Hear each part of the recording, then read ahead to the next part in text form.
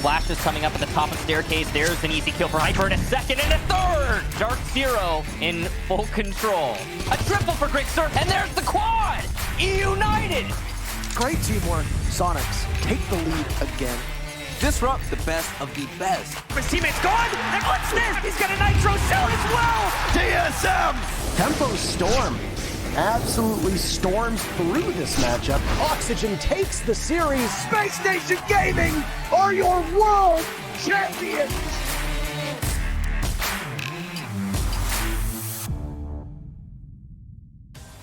Welcome to day one of phase 2 of stage 2 of the Rainbow Six Siege US Division. Wednesday. We got a winner match, we got a lower match, and we are here for it. I'm Jackie Jing, I am with Veli and Jesse. Gentlemen, how are you feeling about the matchups today? I am super excited, Veli. I am stoked. Oh, I'm excited. We get to see Oxygen again, and this is after Foxay called me out for doubting his team. So today, we see Oxygen, they're going to put in that work once more. Last time they had a series like this, it was a banger. Jesse, you're all smiles, I can see.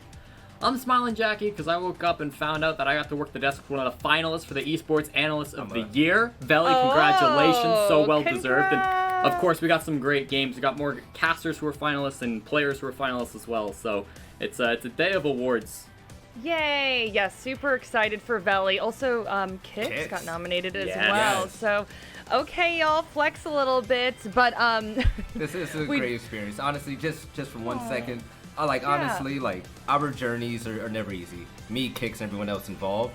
The support of the Rainbow Six community is out of this world. And for a lot of people, they saw just my name and Kix's name up there, along with a lot of Spacestation Gaming names as well. But in reality, this is a scene as a whole, and this shows you guys out there that Rainbow Six is here to fucking stay. Like, we're on top, and we're gonna continue to rise. Yes, I don't care that I did that. I don't care if I get in trouble. Listen, I'm excited, and this just shows that at the end of the day, we're family, and we strive for one thing, and that's greatness. So I want to thank everybody out there. our producer said, I don't care either, and we don't. We love that enthusiasm. We love Veli. We love Kix. I mean, I absolutely love this crew, and of course, we love all of you. So a big congrats to Veli and to Kix. But we gotta talk about this matchup, y'all, and get things rolling here. Really quickly, let's take a look at the schedule, and big matches today, folks. Really stoked to see Oxygen versus Spacestation Gaming. That is our first match, and then United, man. I just can't take my eyes off of them. I just love seeing them play. They're taking Disrupt. That is our later match. But before we get into all that, folks, we do have a quick word from our sponsors, so please take a listen.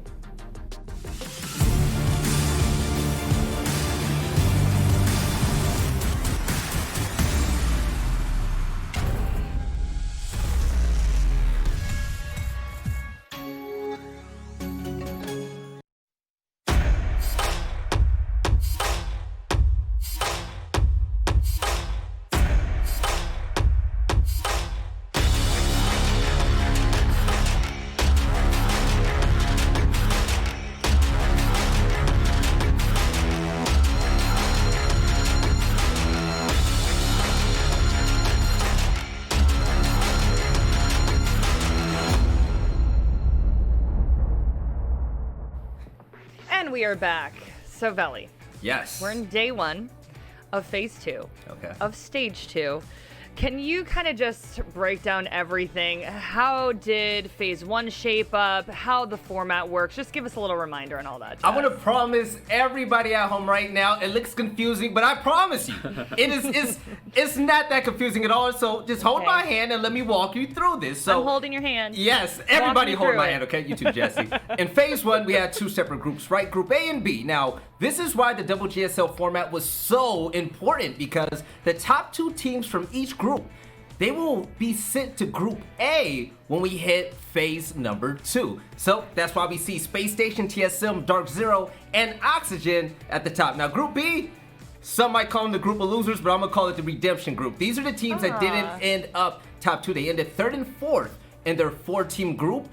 This is gonna be important though. Take a look at Group A. The top 3 teams that end up in Group A, they're going to automatically qualify for the major, okay? Now, 4 through 6, they're going to be in the regional qualifier, kind of like how we saw Dark Zero versus Sonics about, a month and a half ago with that amazing matchup in order to get to the major where Dark Zero ultimately won it.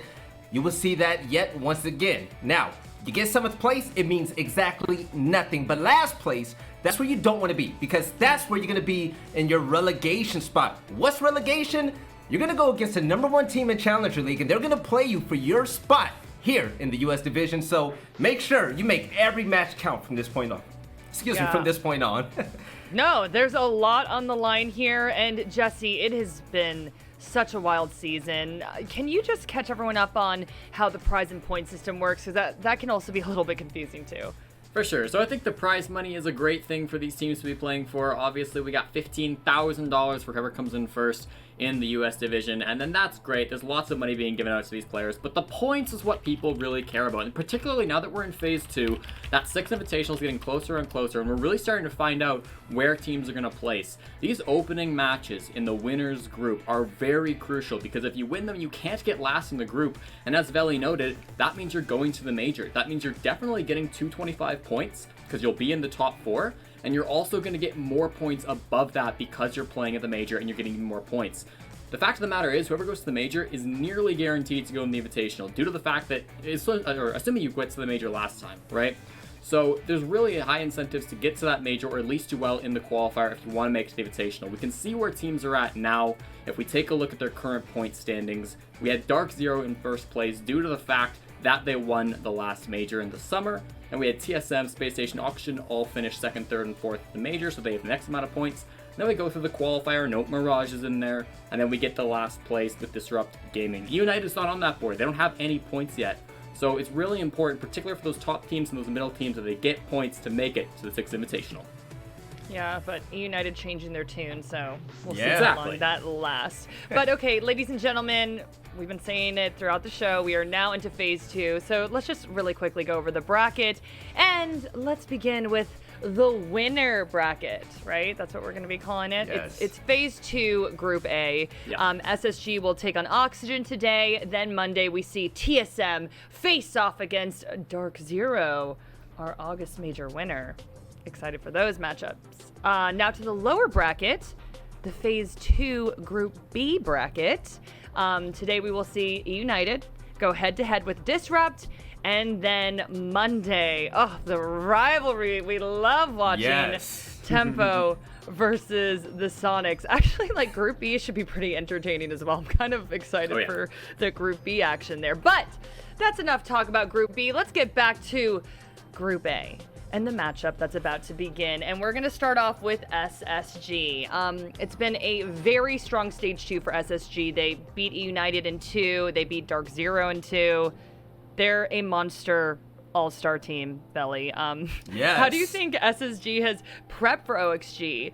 You know OXG wants this so bad. You were talking about Foxy at the top of the show. SSG cannot be complacent today. Well, in order for Spacestation Gaming to plan against Oxygen, they're going to have to look at previous matches, not from this current stage. Now, the reason why I say that is because Oxygen, they've had some funny games, especially going against Tempo Storm. We're looking at the VOD, it's not going to help you out a lot. Now, Spacestation, the last time they played Oxygen, it was a barn burner, but it was for a big reason. There was 2 individual players. It was Vertical and Laxing who stepped up big time when it came to clutches, flanks, and just being just all around gods at this game, right? In order for Spacestation to really shut down Oxygen, they're gonna have to make sure that flank watch is gonna be on point, and there's gonna be one guy there, and I'm talking about Thinkinade. If Thinkinade wants to really help Spacestation Gaming just remain on top, they're gonna have to make sure that he shuts down Laxing whenever Laxing tries to make one of his heroic plays. All right, and Jesse, you know, we talked to Canadian at the beginning of stage 2, and I remember during that interview, you know, he seemed very concerned about adapting to this meta. SSG has been successful this stage. Do you like the strategies that they've put into place? Yeah, absolutely. I think Space Station have done a good job adapting to this meta. People always gave them credit, you know, a couple of months ago, how they really played into the previous meta, and they worried that maybe SSG wouldn't adapt as well, like when the meta changed a little bit. I'd say right now the meta is all about sort of deciding on attack, whether you want to go for this full clear and tediously, burn all the utility, or if you want to just kind of throw it all to the wall and just go in and try to get your frags. And making that decision every single round is going to be important for teams in this meta. I think that Space Station have really excelled getting that opening pick. They've got the best opening kill rates inside of the entire NAL. They've only had 3 games so far in the NAL where they've lost that opening pick engagement. That was the one game against Dark Zero at the Major, and both times they played against United. If they can keep this up, they're going to keep finding W's. All right, and I want to get to OXG now. Lots to talk about here. They had a rocky start to the beginning of Stage 2, losing to Tempo Storm, but they clapped back everybody. They won that rematch. They beat Disrupt Tuesday. So, Veli, has OXG gotten their groove back, or do you feel like they're still on shaky ground? I think OXG, from that performance from Foxay, says that they're back. Now, Foxay is one of the players who's had an up and down season so far this year, right? Sometimes we'll see him just at the bottom of the leaderboards, which isn't expected, or just dominating on top when it comes to entry and everything else that he does. But there's one thing about Oxygen not a lot of people talk about. Now, I'm going to call it their 30-second window of death. Now, if you take a look at the times when it comes from 2 minutes and 10 seconds all the way down to 1 minute and 40 seconds, Oxygen Gaming, they have had 19 opening kills compared to 12 deaths. Now, what is that? Out of 31 interactions, that's a 61% win rate. That's deadly. That's from players like Laxing, that's from players like Vertical, and everyone else on this roster, and you can't forget about Foxay. That's where they go big. Now, the fact that they're able to outnumber their opponent when it comes to kills during that time frame is big. Now, throughout the rest of the match, no other specific time period in a round is that big for Oxygen except that window right there. So, if Oxygen can keep that up against Spacestation Gaming and knock out some of their best fraggers en route to the site, or even when it comes to defending the site, I think that they have a really good chance. They have the players to make it possible. Okay, and Veli, talking about Foxay at the top of the show. Jesse, I want to talk to you about Foxay bringing the heat during my last interview. I was like, woo, boy, he was fired up. That was great. Even lit up Veli a little bit there. But Jesse, you were telling me before the show you liked what you saw. You're like, bring on the burn. You love the fire. Yeah, and I think that sort of shows that Oxygen Esports are maybe a little bit frustrated with how they started the season. Obviously, losing to Tempo Storm put a lot of doubt, I would say, on them in a lot of people's minds. They wanted to come back. They wanted to prove to everybody that they are still a top 4 team. And it's something they say pretty repeatedly. Talking to them and in interviews, they say, we're a top 4 team, we're a top 4 team, we're a top 4 team. And I think they have to, well, I say have to, but they keep repeating that because there are some people who don't really believe that. Sonics were hot on their heels last stage. United are looking really good now, and I think there is still some doubt that, well, maybe Oxygen are like a 5th place team, or maybe Oxygen are like, significantly below the top 3. And I don't know that I would say that necessarily, but they're probably the weakest looking team of the top 4 right now. So they're coming into this phase really looking to prove themselves and really looking to shut a lot of people up, because I think there's a lot of doubt still on them, despite the fact that they've had pretty good results over the last 3 months. Oh yeah, they are definitely out for blood, Jesse. But actually, this just coming down, we are moving into the map selection process. So we're going to try to bring that information up on your screen as soon as possible and begin talking about map vetoes. Again, very excited. Here is that information now, gentlemen. Okay, Coastline makes a ton of sense. That always happens. Theme Park for Oxygen Esports. So they won here twice so far in Stage 2, but Space Station are undefeated on Theme Park in 4 plays across their history, so that's going to be a tough one for Oxygen, but I still like the pick. Cafe for Space Station Gaming. It's the first time they're playing this map not against Dark Zero in the NAL, so that's going to be interesting. Oxygen Esports did look pretty good in their last match here against Disrupt. Their attacks were really strong. And then Clubhouse. Okay, Oxygen Esports have always had Clubhouse as a really strong map, and for the last even like 6 months, it's been a great record for them. But they largely kept that record by avoiding this map against Space Station when it was also Space Station's most dominant map. So the fact that they're now not afraid to play Space Station here really does say something about maybe how Space Station have fallen or how Oxygen have improved here on this map. All right, man. OXG's confidence. This will be good. You Yeah, can just feel definitely. that energy, right? But all right, gentlemen, predictions time. And Veli, I'm gonna put you in the hot seat first. Yes. Who are you gonna curse today? No, I'm Okay. Hopefully, kidding. actually, my last prediction, I didn't curse anybody, so I'm really proud of that. He did well. It was against Tempo though, so who knows? But what I'm trying to say for my prediction, I'm going to go with Space Station Gaming. Why? Because I believe that they are one of the best teams, the best when you pair them up with Dark Zero when it comes to counter-stratting teams. I feel like even though I talked about that 30-second window of death with Oxygen, like Space Station, they would have a plan for that. They know how to drone. Intel is always on their side. They always know how to overcome obstacles in order to get to that big W. All right, smart, skilled SSG for Veli. Jesse, what you thinking? I think this is a tough one to predict. I really do have a lot of faith in Oxygen Esports, and I think they'll do well this phase. But I can't really go against Space Station with how well they've done so far, and just the prep work that I'm sure they've done coming up to this matchup. They've had a bit of a break, so I'll pick Space Station Gaming to win this matchup. They should be the favorites. I've got my 10-0 record on prediction from Phase 1, so the pressure's off. If I'm wrong this time, then I'm not really too concerned about it, because Oxygen Esports could come back and win. dropping that. He's like, by the way, I'm 10-0. Not that I'm counting, but That's Yeah, right. exactly, right? Exactly. All right, well, both of y'all are going with SSG. Really excited to get this matchup started, but really quickly, for all of you at home, if you don't already, please make sure you follow us on social media. There are the accounts right now, right below us, and like we always tell you, hilarious stuff coming out of these accounts, and also just important information, so please follow. And we would also like to ask you to participate in our community poll, so make sure you go to those social media accounts to figure out what's going on there. And up next, we got Kix and Intera. Let's go. We are hyped for that. So we'll be back in a flash. So excited for our first matchup. See you in a little bit.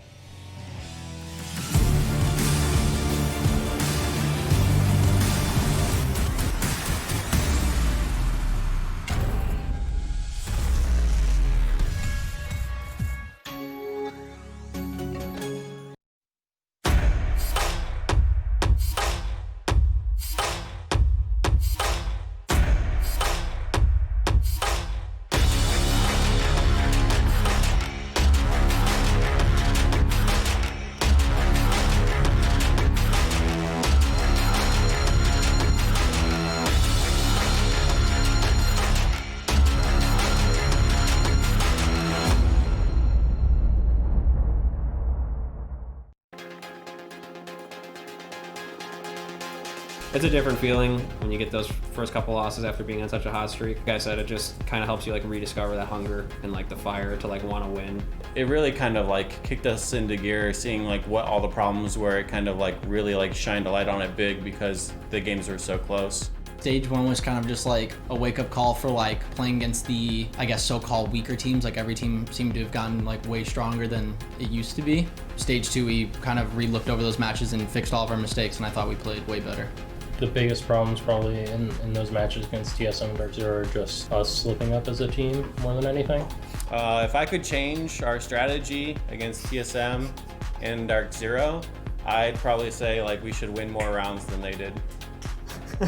I think we're back on track now. I mean, I'm going to focus on like my teamwork aspects for stage 2. I look forward to improving and hoping I could just prove myself again. We're gonna show up and play our game, and looking forward to it. Hang on one second. He said, "Dad, you know you're on a table, right?"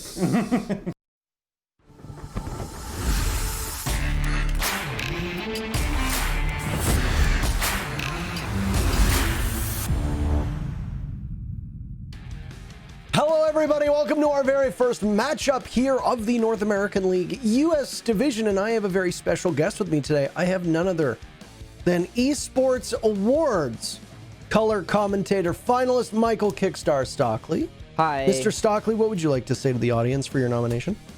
Thank you. I was surprised, and I am still miffed that Parker didn't get nominated. Still angry about that. A little salty. A little salty. I'm not gonna get too far into it, but thank you. I'm very grateful at the same time.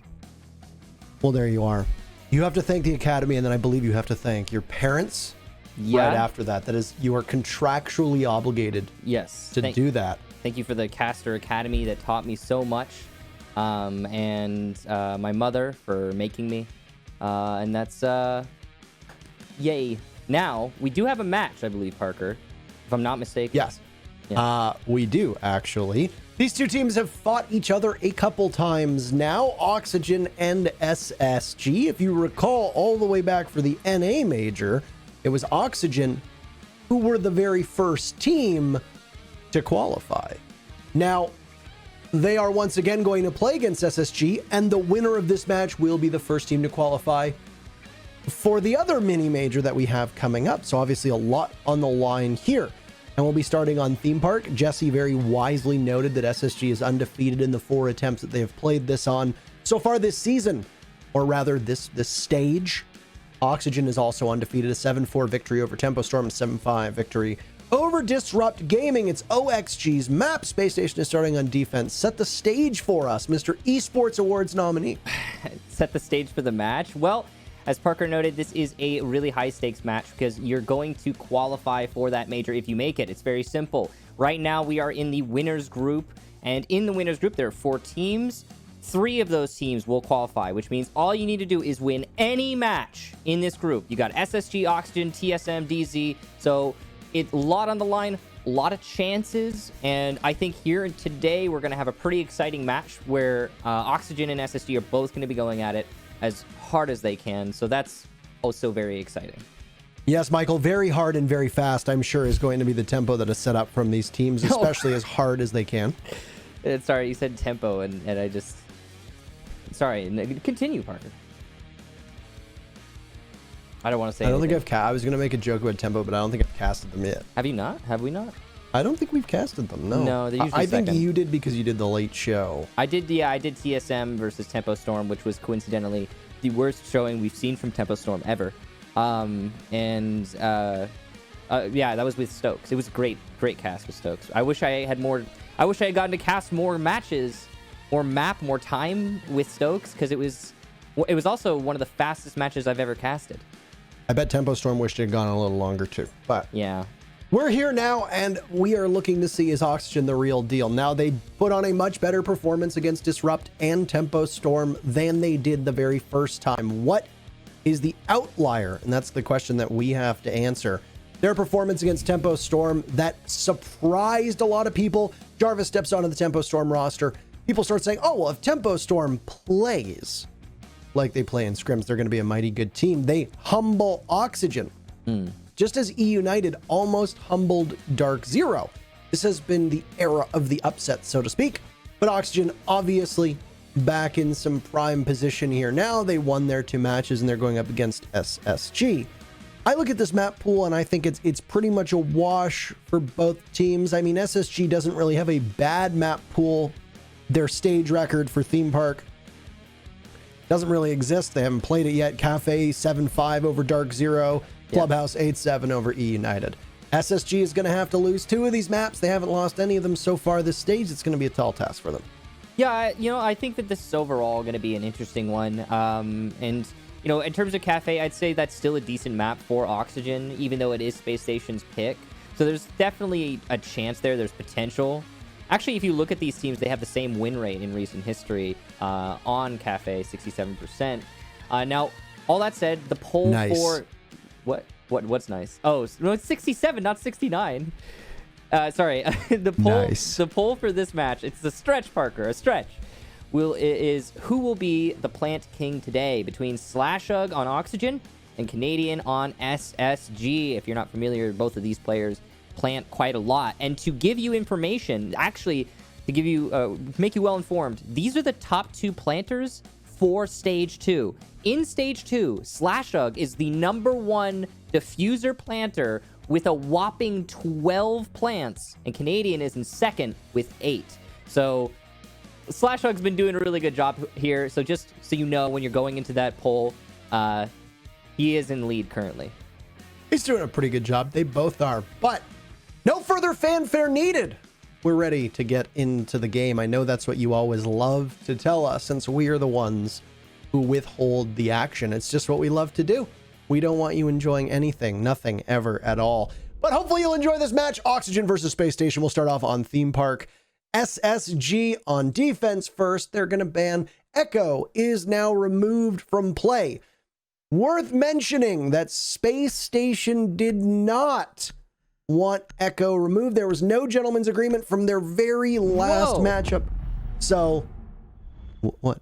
Well, I'm just woeing at the fact that they didn't have a gentleman's agreement. Oh, I was like, wow, are you really surprised by the Maverick ban? But I guess that's not the case. No. Anyway, now Space Station you're not allowed to. You're not allowed to play the Echo at all, period. No Echo. Yeah. So, operator bans on defense have been Wamai and Maestro an awful lot. We'll see if that holds up. First two operator bans that want to attack, Michael. Maverick and Jackal.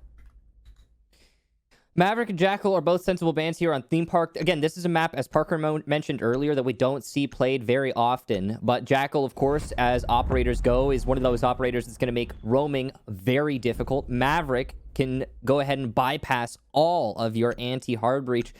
And Bandit will be banned as such by Oxygen. Because of the Maverick ban, they want to limit the anti-hard breach that is in play. The final ban here on defense, and that's just to make clearing out all those things, whether they be shields, Malusi, Evil Eyes, doesn't matter. Everything that needs an explosive device to destroy, it'll be easier now that the Wamai is banned. Just one more layer of the defense peeled back. So with these bans completed, they all make sense on Theme Park, in my opinion. Nothing crazy going on here. We'll go ahead and get into the action phase, or I guess technically the prep phase before we start the action phase. I wonder if that Montaigne's going to be 6-picked. I don't suspect we're going to see Vert stay on a Montaigne, but I mean, maybe he is a wild, wild man, Michael. There you go. It's gone. Yeah. Ash, instead, how right you are. Yeah, I think usually when a Montaigne is brought, he's either 6-picked into or 6-picked off, because you force the enemy to think about the Montaigne if you 6-pick off. And obviously, with a Montaigne in play, SSG will set up their utility slightly differently. They might even set up their positioning differently. And that's something that Oxygen is trying to force out with the 6-pick off. If they were 6-picking into the Montaigne, it'd be because they don't want SSG to set up their utility to counter a Montaigne. So it's, it's just trying to keep your own opponent on their toes with your 6-pick, and I respect that from Oxygen. In this round, it's going to be a throne defense. Now, typically in throne, I'm sure a lot of you guys who play ranked are used to seeing all 5 members of the defense anchor on the site, maybe light roaming going on. At this level, SSG is going to commit not only players to roam above, but also a whole lot of setup and utility. You got mute jammers up here. You're going to have a vigil. So droning is going to not necessarily be the perfect device to find your opponent. You're going to have to come up with some more face checky sorts of solutions. And the sheer manpower from investment upstairs from SSG is also going to be a major consideration here for Oxygen as they start their attack from Cash Balcony. Did they just use a Hibana X Kairos to open up that hatch? That was weird. They have a sledge. You have a sledge. And the sledge almost dies, by the way. So Fox A hot drops and then takes an engagement right off the rip. Huh. He obviously lost a little bit of HP. It was Thinking Nade versus him in a 1v1. Thinking Nade, of course, holed up inside of initiation. He's got to rotate through bunk that he's going to use. And another there as well that'll lead on over toward the train portion of it. Or whatever people refer to it as these days. Yeah. This has been a pretty efficient force back here by Oxygen. The only damage being done is to Fox, as you said, when he was dropping. So overall, SSG is not stressing that. But yeah, life moves on, I guess. A little bit of a pause here. You can see Thinking Nade's got the drop open right next to him. So as soon as he wants to, he just moves a little bit behind him, and he'll be able to fall back. He doesn't need to die up here. Rampy uses the staircase, and at around the 90-second mark, SSG falls back. It's more like the 80-second mark, really. But they'll fall back as planned, and Oxygen will put themselves in control of the top floor. Plenty of ways for them to be able to move around this map, and obviously SSG have figured that one out. And they've wasted a fair bit of time with a minute to go, but you can see that Oxygen are not too far off of being able to pull something off on this throne bomb site. Oxygen upstairs with the full control of that second floor, but they're going to need to translate that towards the first. Canadian waiting inside of Split for somebody to push on up. Slashes over inside of maintenance as Ace does what Ace does best. Vertical picks off Rampy. That was the Vigil spotted, and Slash looks the wrong way as Fultz goes across the wall. Say that 5 times fast. 30 seconds, both teams have lost one. Rampy might not be the most pivotal operator, but Slash was mighty important. It does appear that that maintenance wall is opened up, though. Now, Canadian has burst free from his spot on split. He'll push on up. He might get caught inside a main lobby if he doesn't look the right way.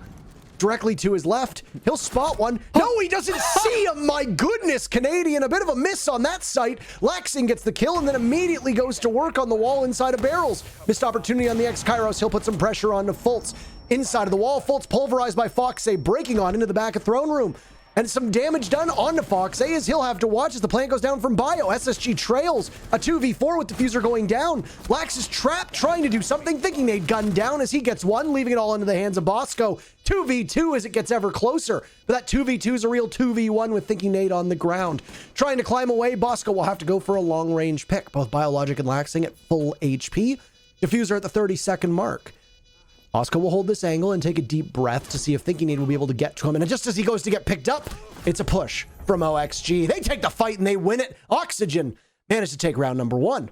My God, that should have been an SSG round. So many major movements there. The fact that Troy, or Canadian rather, missed out on Laxing inside of the main lobby, ended up dying to him. That prevented the flank attempt from SSG. They were trying to establish dominance vertically to prevent any kind of strangulation on the site.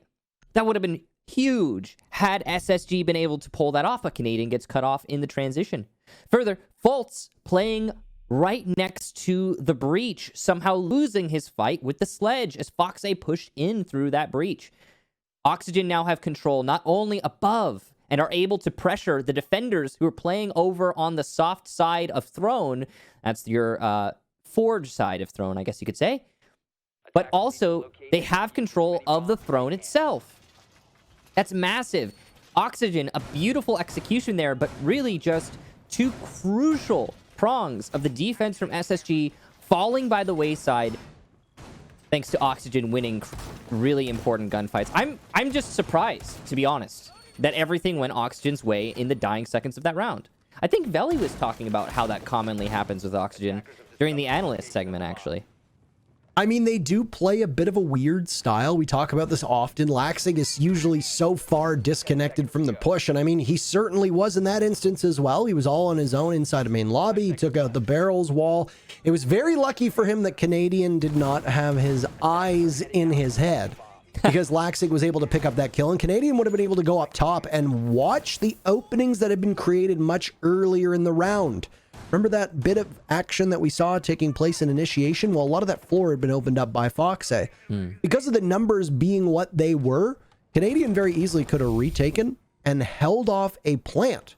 That would have been obviously a good read from him. So it's lucky that Laxing won that engagement and then went into barrels and did his best, even though he almost missed the opportunity to open up the barrels walls. And the thing is with a team like Oxygen, there's always that bit of unpredictability because you don't know how impactful Laxing is going to be. Maybe sometimes they're totally impactless kills that look flashy. Other times they might be crucial to swing around.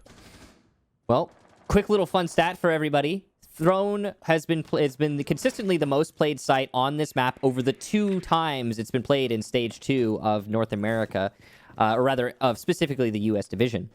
And it actually had, before that round, a 100% success rate for the defense. So, Oxygen are now the first team in this stage in the US division to win attacking Throne. Huge for them. And it'll give them a nice little, I guess, comfort zone when they get to transition onto the second half. Even if they don't win any further rounds, that's still massive considering the overall 68% defensive win rate in this stage for Theme Park.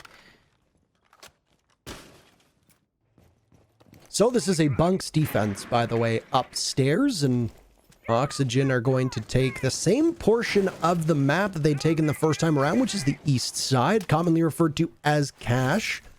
The second bomb site that a lot of teams use on the second floor is Initiation and Office, which is where we just saw the ace of Slash playing as he goes to open up one of the walls. SSG's stylistic change is going to result in a clash being played to try and waste time and utility, and for Oxygen, it'll mean that they're going to need to disrupt the clash as best as they can. Zofia is usually a great operator for that, but she's not present in this OXG lineup. Neither is the Hibana now, though, as Laxing, who was quite critical to that previous round, gets taken out, and SSG gets opening pick. Refragged, though, from Slash, who's teammate is almost able to pick away at the clash, but no, nothing there. Catching the smoke of Bosco, as Slash is perfectly poised to do this right by Cafe, and he'll watch to see if somebody heads up the main stairs. 30 seconds remaining, and Slash will retrieve the diffuser. They'll need to pull it off. With a clash in play and 2 C4s, this could be a particular challenge. Mira is also up, so you're going to rely on Bosco and Rampy, who are riding the bench to give you pings and calls. Who's going to be able to come to the rescue? Well, Thinking Aid gets one, and then Fultz jumps into the fun. He takes out Fox A, and Slash gone as well. Vertical, one of his own, and OXG finds themselves in a 2v2, but they have the objective to play off of, and that is going to be particularly daunting. They grab the diffuser. Vertical snatches Fultz. Canadian from below will need to stop this plant in its tracks. He's going to look for a read here. There it goes, and it should be good. It is. SSG take round number 2 in explosive fashion. Clearly a Valkyrie cam somewhere inside of daycare. And, well, Oxygen did not have any chance of winning that with the timer being where it was. Odd positioning for SSG through that round. It seemed as if Oxygen had full control, and now we've seen 2 rounds in a row where the victor is the team that you least suspect to be the actual winner. It is what it is. Well played to Canadian for staying alive downstairs. That's exactly what you got to do in those situations. Instead of trying to force himself back up, he just plays the objective. Oxygen, I'm really impressed by their ability to play the crossfire between the initiation breach and top yellow stairs. That is crucial. And so many SSG members were felled in that engagement. Should have carried forward to a win, but SSG was just smarter in that round. Or Troy, I guess, specifically. I did like the way that we saw OXG spread themselves out, you know, pressing from Cafe, pressing from inside of office, pressing from the top of arcade stairs. They had pretty good coverage, and there weren't really many opportunities where we could have seen SSG strike back. But I mean, SSG retook quite gracefully, and because of the coordination at the end, they were able to stop the plant in its tracks. Mira had a nitro cell as well, but Fultz wasn't able to pull it out at the right time, so that could have potentially spelt trouble for the diffuse plant going on down inside of the objective. Ultimately, both teams through 2 rounds have shown themselves to be quite good at what they want to do. The question is going to be more about site rotation than anything. Of course, that will change once the teams swap sides, and we'll see how formidable SSG can be on attack or how resolute Oxygen can be on defense.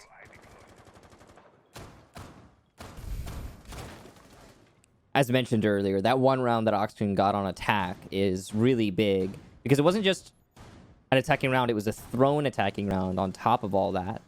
And since Theme Park is such a strongly defender-sided map, I think it currently right now is up there. It's not the most defender-sided map, but it's number 3 technically behind Clubhouse and Oregon right now in Stage 2. But that's off of a limited sample size. If you take all of the stats from Stage 1 and Stage 2, I think it'd be more closer to like top 2.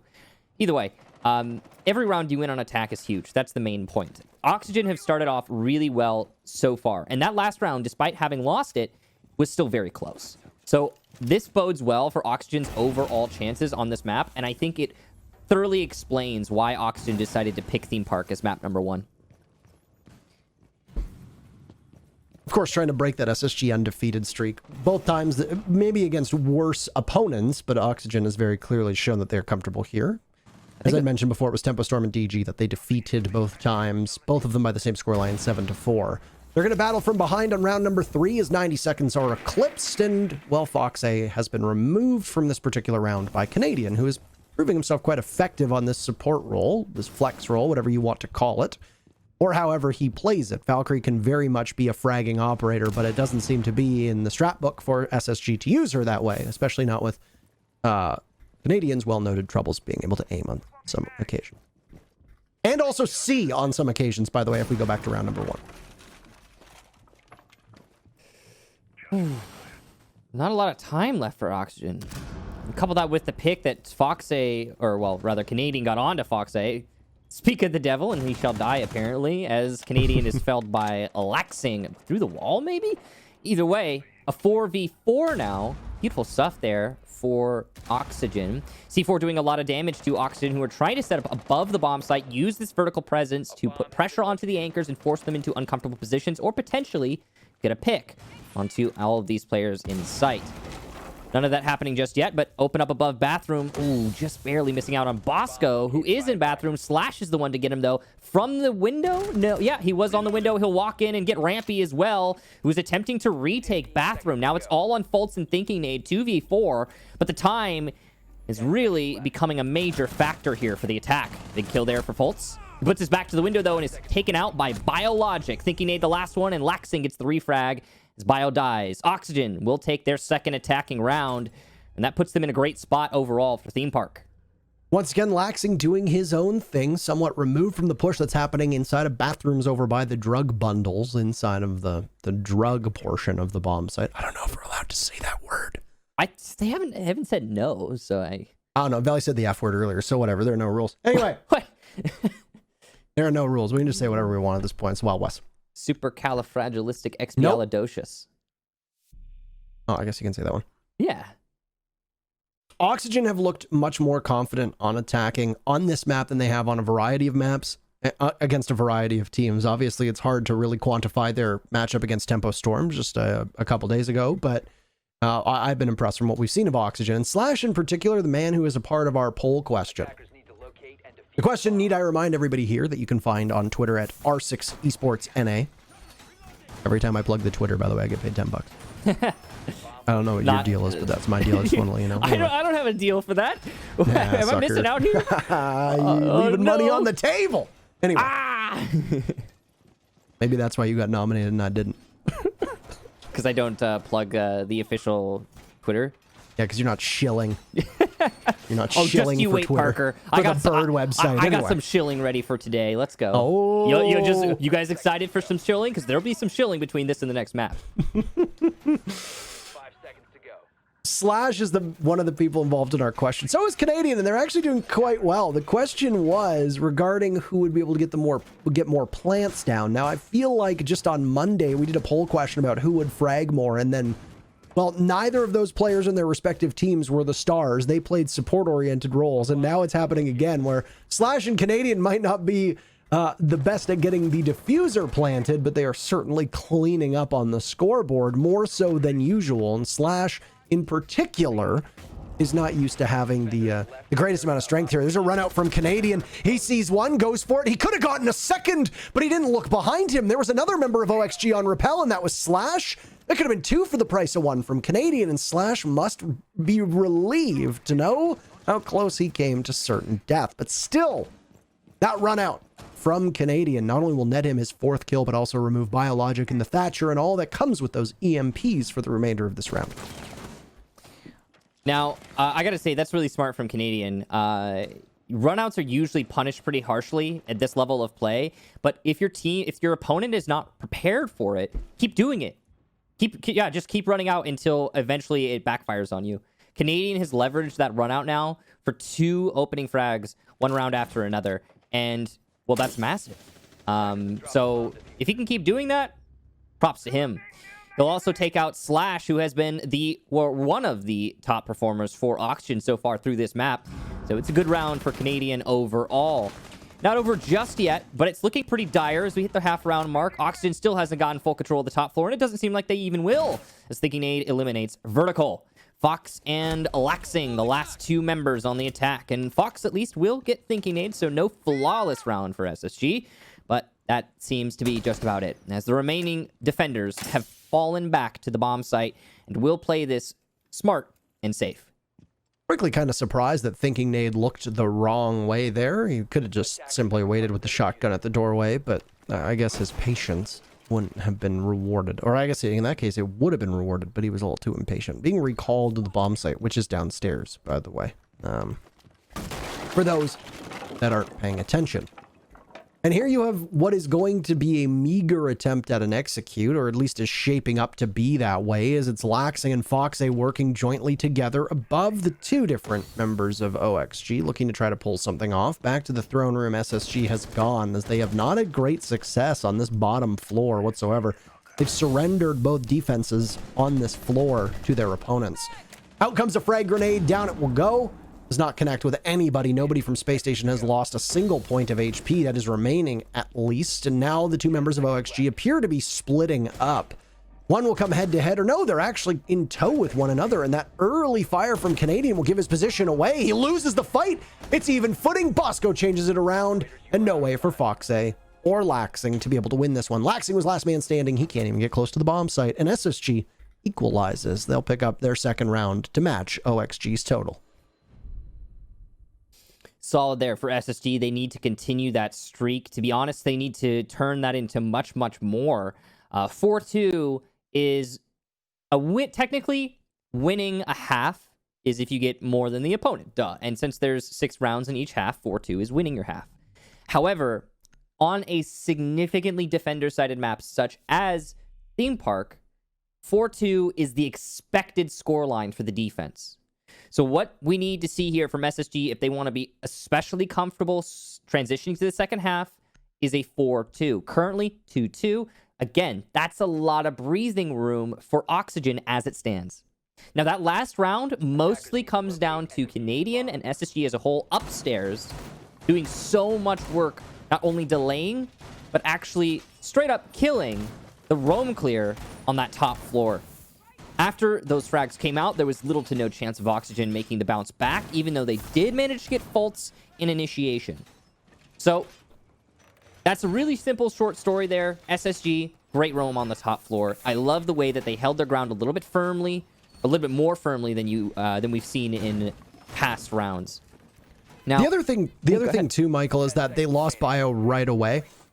You have to completely change up how you're going to take either the barrels or maintenance walls that could be kited, that could be muted. In this case, they were muted as Thinking Nade was playing that operator, which is why we saw such an investment in that top floor, because if you're bringing an IQ, you're not only going to go gadget hunting for the Valkyrie cameras, as Canadian and the rest of SSG have been able to punish you so effectively based upon those gadgets being in play, but it also means that you're going to need to try to take out those mute jammers. Now, it's going to be tricky to do that because some of the angles that SSG were putting them at, especially down inside of barrels, can't really hit them all that effectively, if at all. But OXG, I think, tried their best, and it was much closer than it needed to be, given the fact that there was that early pick that could have completely doomed OXG's round. It absolutely could have. And, well, I mean, it did. Are we talking about a different round now? No, I mean, like, okay, doomed it, meaning that it very easily could have been a much quicker round. Yeah, okay, yeah. It was a 1v2, and they won it mostly on time. You know, I mean, I don't think Laxing is making it through Split Alive as IQ on that round, but it was just too high of a mountain to climb at that point.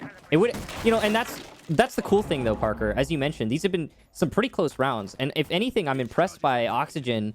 The fact that even when they're losing rounds, it's not too crazy. So, moving forward, half round mark here for OXG. They start opening up the walls using the Ace and Thatcher. Thatcher's existence is why we've seen so much hard destruction coming out so far in this map. And it's been working out great for Oxygen. Wall's now open. One at the top of yellow from office to yellow. The other one from initiation to the B bomb site. With those walls opened, they can start the crossfire. Last time Oxygen was here, they failed to attack this site. The crossfire worked for a lot of kills, actually, and it was looking solid for Oxygen, but in the end, SSG managed to clutch it out, thanks to Canadian C4ing from below. This round, Canadian is inside a cafe, and he'll be denying the push from Yellow Stairs to Cafe Hall, which is going to deny the crossfire that Oxygen leveraged last time they were here. It's going to make pushing into the site much more difficult because Oxygen is less likely to get a whole lot of entry picks. They haven't gotten anything so far, and as we continue to run out of time, it becomes more and more dangerous. Ash Charge used underneath A. Bosco eats a chunk of damage there, but it's answered directly by Canadian, who runs out onto Vertical to get a great pick. Also, I think with 20 seconds left, this wouldn't be the time for Me Too Shill, by the way, just coming back into this, but in a moment. Damage done to Rampy, and now 10 seconds for them to be able to pull this one off. Rampy in the doorway with what little HP he had left takes out Laxing before being felled by Foxay. They're going to need to do something to take care of this clash. They can't play around it forever. 1 second left. No diffuser going down from Slash. He knows he's out of time. SSG manages to hang on to a nail biter of a round. Not really coming down to the wire. Canadian spending about half of it outside. Good for him. Yeah. I mean, he's been spending most of this map outside. Let's be honest. He keeps running out. He got 2 run-out kills that round, maybe?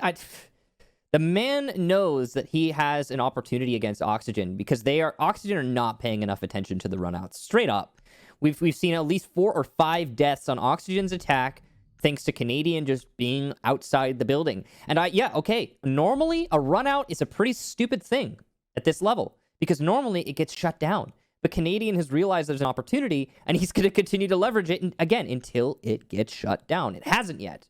Canadian has been rampant, and Oxygen needs to do something to answer that. Need to locate and defuse as many bombs as they can. By the way, for those of you that have seen some of the skins that are being used, Bosco on the Smoke in particular, don't forget to purchase the Rainbow Six Pro League bundles, which directly support Rainbow Six esports. It's hard to say all the support esport. Support esport. Anyway, your favorite teams. Because not only do you have the 4 regional skins, by the way, on Twitch, Blitz, Kavera, and Smoke, but you also have the R6 share team skins, of which Space Station has one. On Ella, Space Station. On Ella, not running an Ella. How curious. They're off script, Parker. Someone's going to need to talk to them about this. Unbelievable. Yeah. It's pretty crazy. At Sean Duras. At Unit. Get him together. Come on. We need to play Ella more. Disgraceful. Pretty sure the contract said Ella 1 every 3 rounds. Yeah. Okay. Could you imagine, by the way, how disruptive that would be if you put that into a contract? if that was an actual You thing. must play our operator. We got the skin for it. Now you have to bring it every round. That would be terrible. As we talk about that Canadian playing on Valkyrie, Vitality has a team skin for Valkyrie that you are capable of using. And it looks pretty nice, especially if you like the color yellow. I didn't think he was. It certainly didn't look that way. I can't really tell. It looks like I think he's running default skins on most of his operators now. He threw a cam out on a cafe balcony. Now, if you look at what bomb site it is, this is going to be decent intel, especially if it can look into cafe itself. This is a lab defense downstairs, as SSG have gone perfect on bunk upstairs, and they don't seem too intent on going to either initiation or office. Well, I guess technically both, because it's one bomb site. Yeah. You know what I mean, right? Yeah, I know what you meant. You know what I meant. And yes. See, you knew what I meant, and that's why you are one of the Esports Awards nominees for... because if you didn't know what I meant, then you wouldn't have been nominated. Yeah, exactly. Because then the esports committee would have said he's not good enough. Oh, man. It's just the way it works, Michael. I hate to break it to you. Okay. Now, thank you for explaining it to me, Parker. I appreciate it. That's why I'm here. Top control established here for Oxygen. They're going to start opening above the site. This is what makes Lab so difficult to defend. All the control that can be exerted now onto the anchors. Thinking Nade trying to fight back. He knows if he can get a pick onto one of these attackers, the pressure is alleviated somewhat. And that'll actually happen, but it's Rampy to get it. And Slash will answer. Thinking Nade is gone. Nothing flashing through his mind anymore. Oxygen continuing to open up, not exposing themselves to C4. You could tell he's staying on the cement specifically to avoid dying from below while still getting those holes open and applying that pressure. So both of these teams obviously taking chances, losing something out here. Thinking Nade has been great, but Laxing is obviously laxing, and you can see how many rounds he steals in the very final moments. I guess you could say the same about Thinking Nade too. Neither team in any better shape because of that. And now cover being taken away from Bosco. He doesn't want to engage. He has a way to get right back in, and through the thoroughfare, he's going to go. Right back into the heart of the bomb site. Damage done to the sledge of Fox A above with a swing and a miss. He'll need to do something now as the rest of his team will look to collapse in the bomb site. And collapsing is SSG as they lose 1, but answer back with 2 kills of their own. 3, in fact, with Diffuser inside of the bathroom. No amount of running or sprinting is going to allow Fox A to get there. Skipped leg day one too many times. First half is done. It's a 4-2 scoreline for SSG as they decisively win the first half. Big one there for SSG, of course. But as I mentioned earlier, 4-2 on Theme Park defense half, that's about what you would expect. I will still give the edge to SSG. Obviously, the scoreline represents that. But at the same time, pinch of salt, everyone. This is still potentially an Oxygen game, so keep that in your head. They'll start on Armory for their first defense. Now, in that last round, I think the major problem for Oxygen was a lack of information. Too much time spent above hoping to pick off the anchors and not enough time gathering up the information on where the anchors actually were. You could tell that when Oxygen went for the execution into the site, they weren't really looking at the right corners. Well played to SSG positioning themselves in safe spots, denying the information to Oxygen to then later take the round. Now, SSG are going to have to struggle on their attack side to get some rounds off of Oxygen's defense in order to avoid that OT, which I feel like is coming. My spidey sense is tingling, and it is suggesting OT here. What do you think, Parker?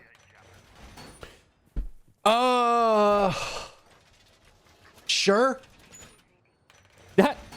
Seem less enthusiastic. Yeah, I mean, Michael. It's 4-2 on defense for SSG on Theme Park. I feel like every map that is defender-sided, we have to say the same thing. You know, a 4-2 scoreline is the norm, and it's what we come to expect. Now, 5-1 is definitely doable, but it's a little... 6-0 is unheard of. 3-3 is a loss for the defenders. It is kind of drastic for each round, isn't it? They fight tooth and nail for every inch, Michael. We will fight them on the beaches.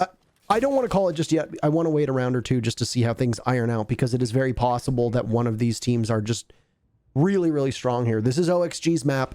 They are on the favored side now. It is entirely possible that they clean up and SSG takes 1, maybe 2 rounds at absolute most. Yeah, if SSG takes 2 rounds, then overtime is going to happen, and it will presumably match the same total that we just saw with SSG on attack. But I mean, now I am not the prognosticator in chief. I don't interrupt people all the time at debates. So whoa. I am not going to make a judgment call here. I think it's likely that overtime is going to happen, but I refuse to make a prediction. Okay. That's fine. It has so far been a pretty quiet round here. You can see that Oxygen fell back a little bit further, or a little bit faster, I should say, than SSG was on their defense. It was about 10 seconds less time burnt there for the defense of Oxygen. SSG is just starting to drone it out, just starting to say, okay, it's pretty clear. For those of you who don't know, many teams, not all, but many teams will base their fallback on the roam around the 90-second mark. That's the 1 minute, 30 seconds. And in this round, it was about the 100-second mark for Oxygen. And basically all that means is that's what the team wants out of their roam. That's how much time the team expects to waste with their roam. Half the round? Okay, yeah, that's pretty solid. And, well, mission accomplished, just about, for Oxygen, just as SSG had success on that on their defensive half. Now, it is a clear into Lab. Now, this is the next hurdle Oxygen has set up for SSG. Lab is a horizontal roam, a little bit different than a vertical. Damage done there to Bosco through Bosco's own hole, and the fallback from Laxing is not cut off by the players inside of Arcade. I'm surprised by that. Very rare to see somebody get hurt from their own hole, Michael. Fultz gets the very first pick. It's on to Laxing. Very strange, by the way, to see Rampy on the Thatcher, and he's going to frag well onto Vertical. Pins him down inside of Drug. It's now been renamed Storage officially, so that's what we'll call it, because, you know, we need to say no to drugs, Michael, like everybody else would tell you. Still, SSG have managed to take out 2, but they're going to have to pressure the bomb site. Nitro Cell goes off from the hands of the Mutafox. He doesn't manage to get the Selma charges. And there's Fultz to pulverize Fox. It's very nearly a flawless round as teams are trading back and forth. 1 second left. Canadian going for the plant. You need to cover him. He's got it in Rampy's hands. Space Station take their very first attack. They stretch their lead and now have 4 unanswered rounds in a row. Yeah, that's what... Yeah, because if they were answered, then they wouldn't be. Like they would, like, if they were answered, then they wouldn't be in a row. Right, right. But because then if I win 2 rounds and you win 1, I'm not going to be like 3 unanswered because you answered them. Right. No, but it's just the way you said it. It sounded like you were about you didn't finish, and then I was waiting for you to finish, and then I was like, I'll just finish it for him. Michael, why would I say that? I know, I but clearly it is redundant. I clearly but finished. Michael, plenty of people. It was the way that you said it, though. I'm not the words that you said. So I was just a little confused. I don't know. I just had to make it neat, Parker. I needed to, you know? Esports nominee. Anyway, so... I'm only allowed to reference it on this cast, by the way, so I'm getting all of them in. Yeah, you're going to have to... A whole year of holding that against me for some reason. I celebrate it! Okay, sorry. A whole year of celebrating that. Anyway, that round. Let's analyze it for just a second. I think that is our job. Oxygen had a little bit of trouble on the site there. The beautiful thing, though, I think the most important factor of that round was not only the fact that... I want to say it was the fact that SSG was successful in clearing out the horizontal roamers. In fact, they were very successful. I was surprised that lab and storage were so bad for Oxygen. That actually ended up being a huge anchor to their defense through the round. And I think it was a big part of the outcome there because SSG was allowed to have not only significant man advantage, but also good control on the split side of Armory when they launched their attack. But the cool thing about the round, aside from just that for SSG, was what SSG did in Split. I love the way that they disrupted Split, denied the rotation between the two bomb sites, and then cut up the defenders as they attempted to rotate and gain control of the necessary angles to hold the site. That was really cool stuff to see from SSG. Those smokes were put to great use, and we don't see that every day. All summed up, my friend. Thank you. Well summed up. One thing that I will continue to keep an eye on, by the way, we saw him in the last round, wasn't really that impactful as the dashing man right now on your screen, none other than Warden. Now, obviously, brought when dealing with operators that tend to be quite utility heavy. A good example of that, when there's a Ying on the board, Warden tends to show up to the party. In this case, Warden might be an uninvited guest because there is no Ying present. So I am going to watch quite intently as to how they want to use this. I'm assuming it's going to be done to counter that same smoke plant that you had talked about, because obviously when Warden is standing completely still, you can see through his smokes as well.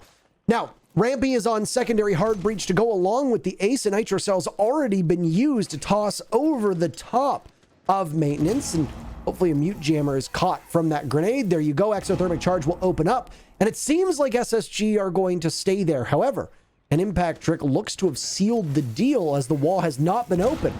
Next attempt. No, there it goes. Another one tossed out. Beautifully done, both by none other than Biologic. And they're going to have to expend some Selmas from Space Station to open up that maintenance wall. Wall at least does get open, but the hole, of course, less ideal than it would have been had the exothermic actually gone off. Great job to Bio, not only wasting that utility, but burning some time in the process. Best use of an impact nade. A double for Fox! Oh no! Rampy and Bosco line up, and it's an easy double. Oh gosh.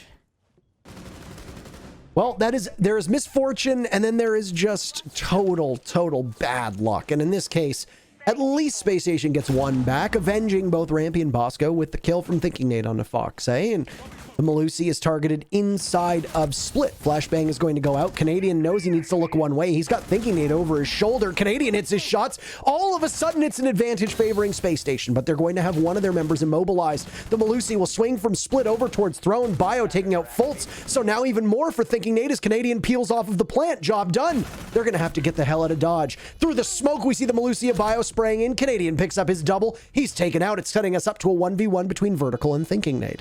30 seconds remaining, and Vertical swings to connect. He'll have an easy disable. SSG were 1 kill away from match point, but they're going to need to wait a little while longer as OXG picks up their very first round on defense. As much as SSG lost that, I still think they're the favored team here now. Based on what we've been seeing from Space Station's attacks, they are really well coordinated. I will say in that last round, I'm surprised by the missing Thatcher. It's good that SSG was able to compensate for the missing Thatcher with those frag grenades. They got the mute jammer off the wall. That's fantastic. But it was still an odd selection there for SSG, and it looks like they're going to continue that forward. That said, still, Oxygen, their defenses have not been as strong as you would hope, or as you might expect on Theme Park. And I think that does speak to SSG's slight advantage here in this map. question then becomes, how will Oxygen fare on SSG's map? Because this is where Oxygen wanted to go, and they are winning rounds, yes, but only just slightly. In that last round, the reason Vertical was able to get such a precise kill is because of a mark from a camera. I'm pretty sure we even heard the camera effect when the mark comes out, the little ping. And he had that exact location of his opponent, and because of that, it was a lot easier to get the final kill and clutch up. At least that's what I think happened there, because the way he pre-aimed, it just makes sense to me. Plus, I swear, I don't know if you heard it, Parker, but I swear I heard the camera, the little mark sound. Anyway, the rest of the round, though, I'd say well played to SSG. I think that they did the best they could with the utility they had available and the time they had available. I will say one thing that does not favor SSG there is that their attack was very linear. They're just pushing in through Throne Wall. That's not a whole lot of adaptability.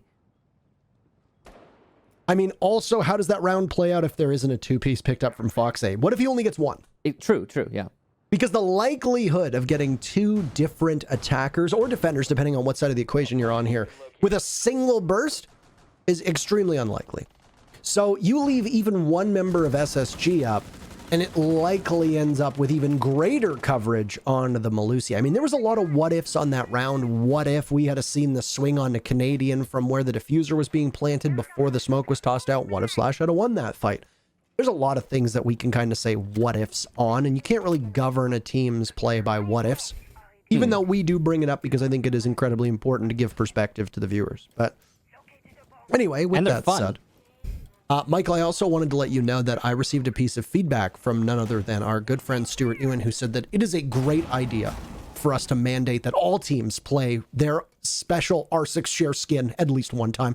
Uh-oh. What have we done? What have we done? I am sorry to every team. I hope you enjoy it. Rogue will now need to play Tachanka. Have fun with that.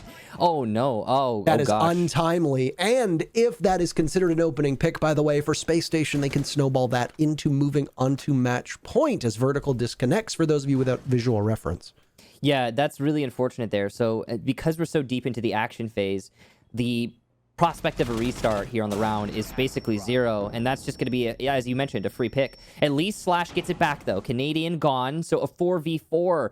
It's exactly where you want to be if you're Oxygen, giving those really kind of heartbreaking circumstances. Thinking Nade will get laxing, though. Biologic returns onto Bosco. The Cafe push is not going to work out for Rampy as he's eliminated by Slash, and a 3v2 ensues. Fultz and Thinking Nade now need to pull double duty.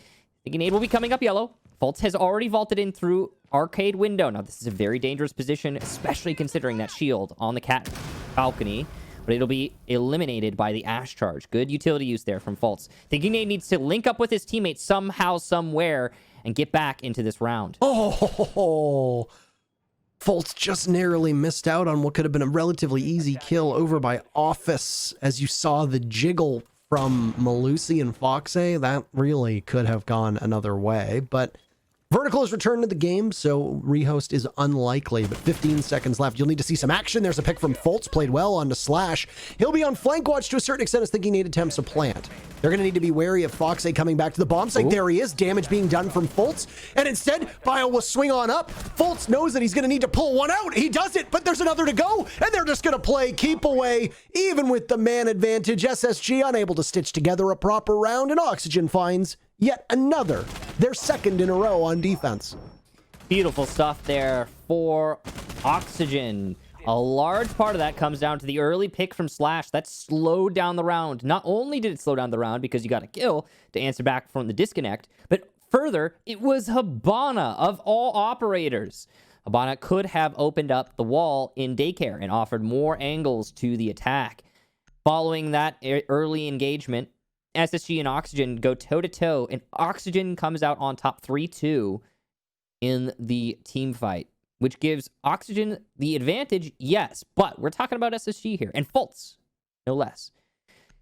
Fultz almost clutched it up, who is, by the way, if you didn't know, I believe it's Fultz and Rampy, if I'm not mistaken, who are nominated for Rookie of the Year, I want to say. Michael, I'm going to be honest with you, the only one I care about is you.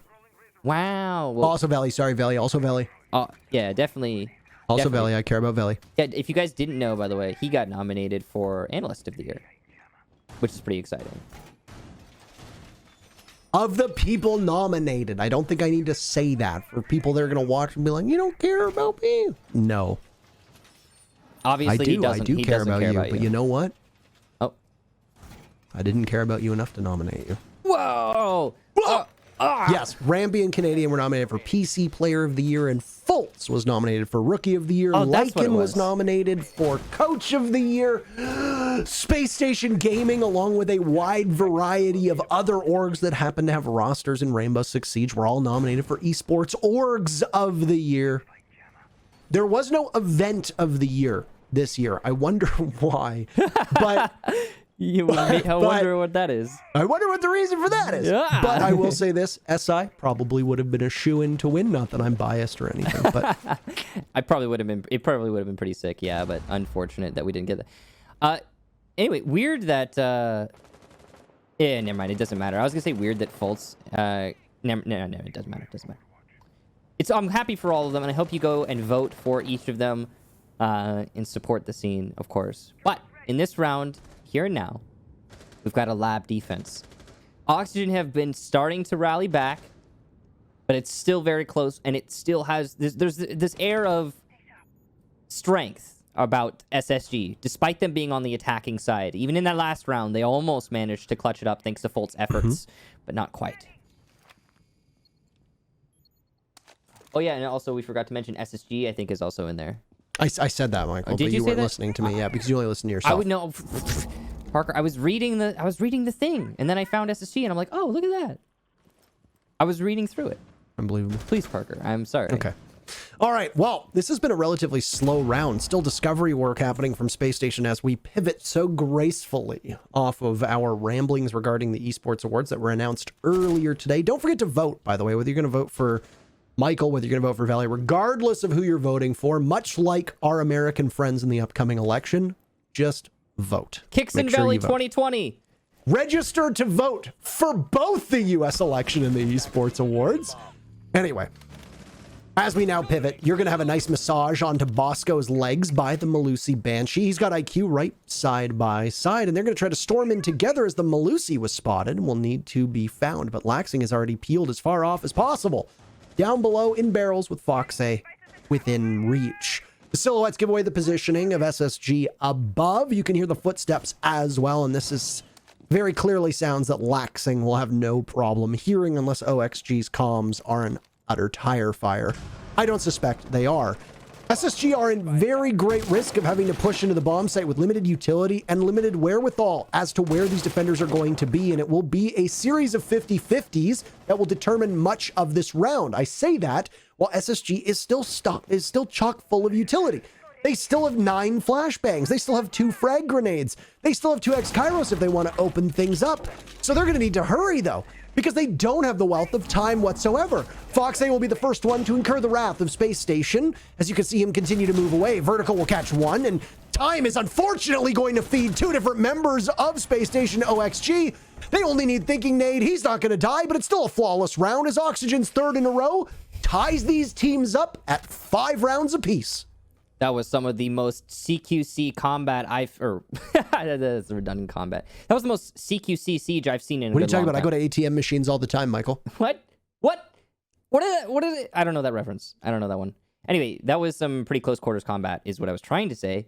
For that round in general, we actually saw an attempted knife there from Fultz. I'm not sure what he was thinking, but I saw his knife arm swing, so whoops, he lost that fight.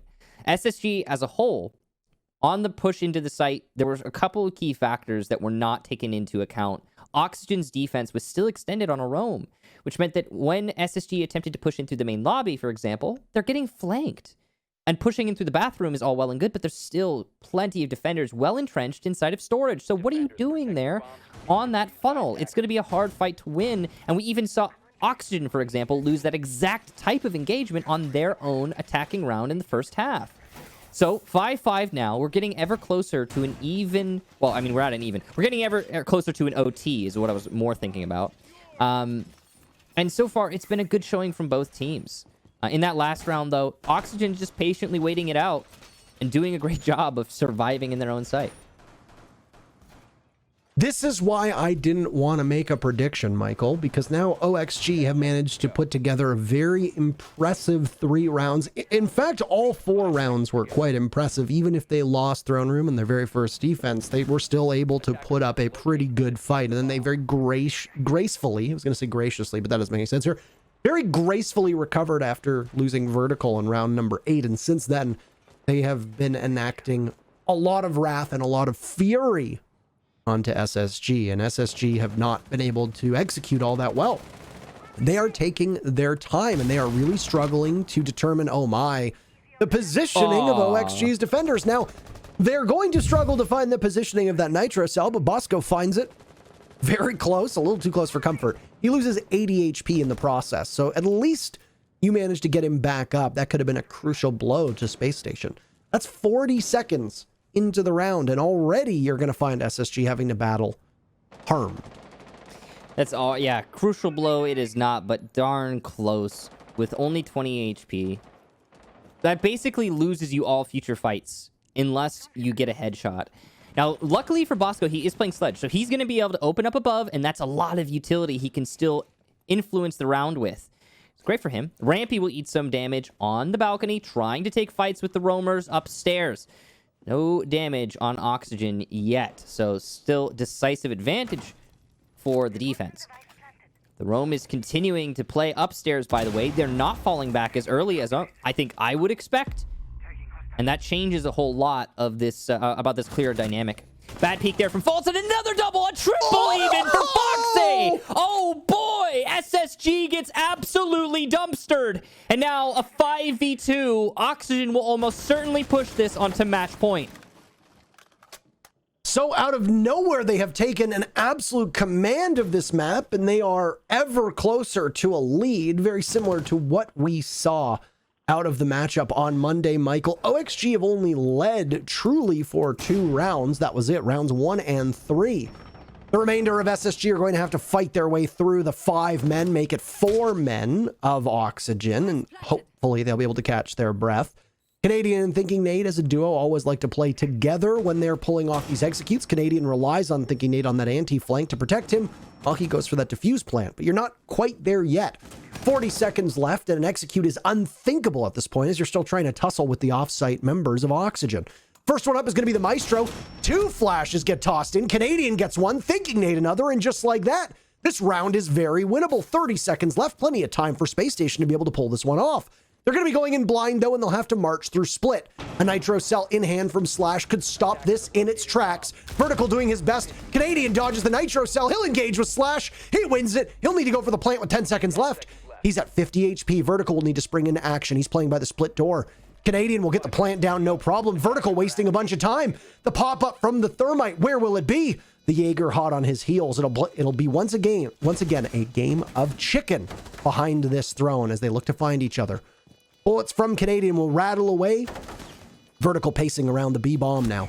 He'll have to head into the other bomb site. He wins it yet again. What a shot from Vertical. It'll be another clutch defuse for him. And with it, as you said, it'll be match point for Oxygen. Beautiful clutch there for Vertical, but we really gotta say, the star is Foxy. What a triple upstairs. Here it is again for those of you who missed it. 2 for 1 on the first peak and the follow-up to boot.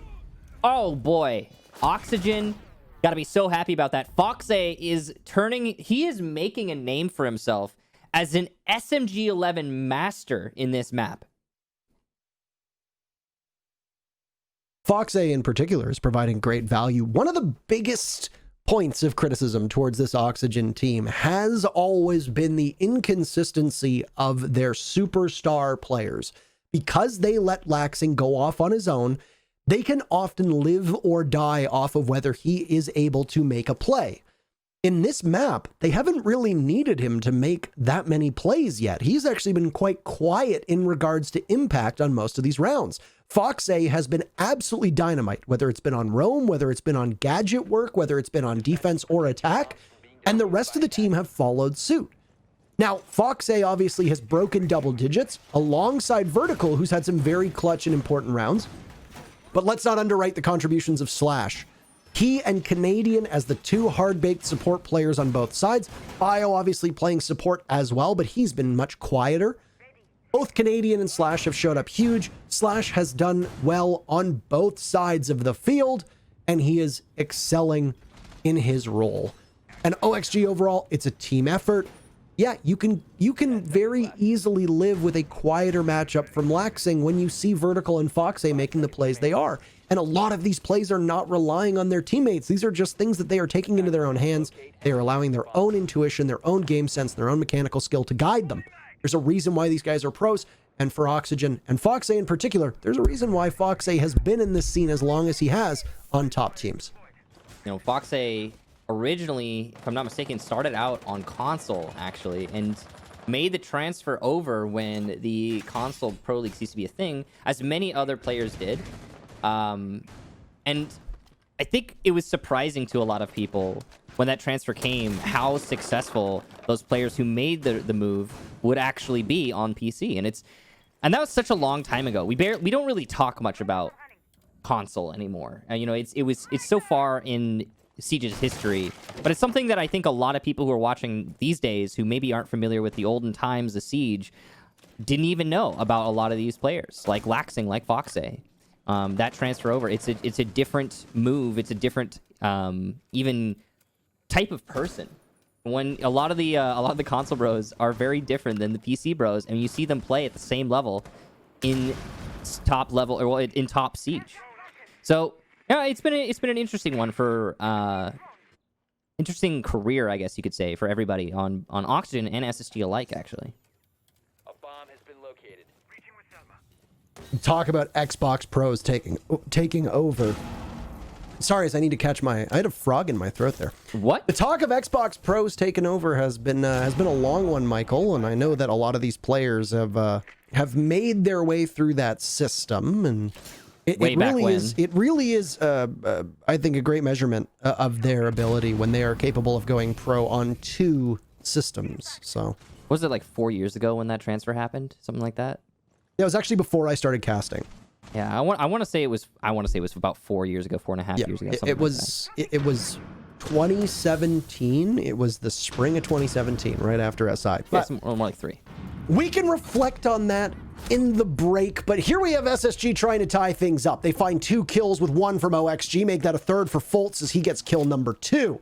SSG in a 4v2 with the bomb site above, but there's a single member of OXG down below. No nitro cell, though, for Biologic. So you might think that the mute's down there, and you might be wary of that positioning, but he's not going to be able to do too much unless they ping away. 30 seconds to go. Canadian pulling off the plant. Foxay is where the hopes will rest for the OXG faithful as they look for a retake, but Diffuser goes down successfully, and then so does Foxay, but he goes down a bit unsuccessfully.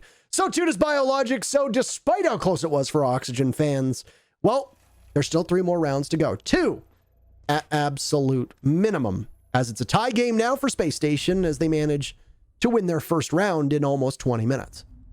So, of course, this puts us on overtime. Now, for those of you who do not know, the team that picks the map does not pick the side. It's their opponents that get to pick the side. So, Oxygen picked Theme Park. They wanted to go here, and which means SSG decided to be on attack for OT, if I'm not crazy. And that's weird, for sure. It has been a defender-sided Theme Park, to be clear, as is standard with Theme Park. But Space Station, I guess, preferred to be on the attacking side. So here we go. A little bit weird.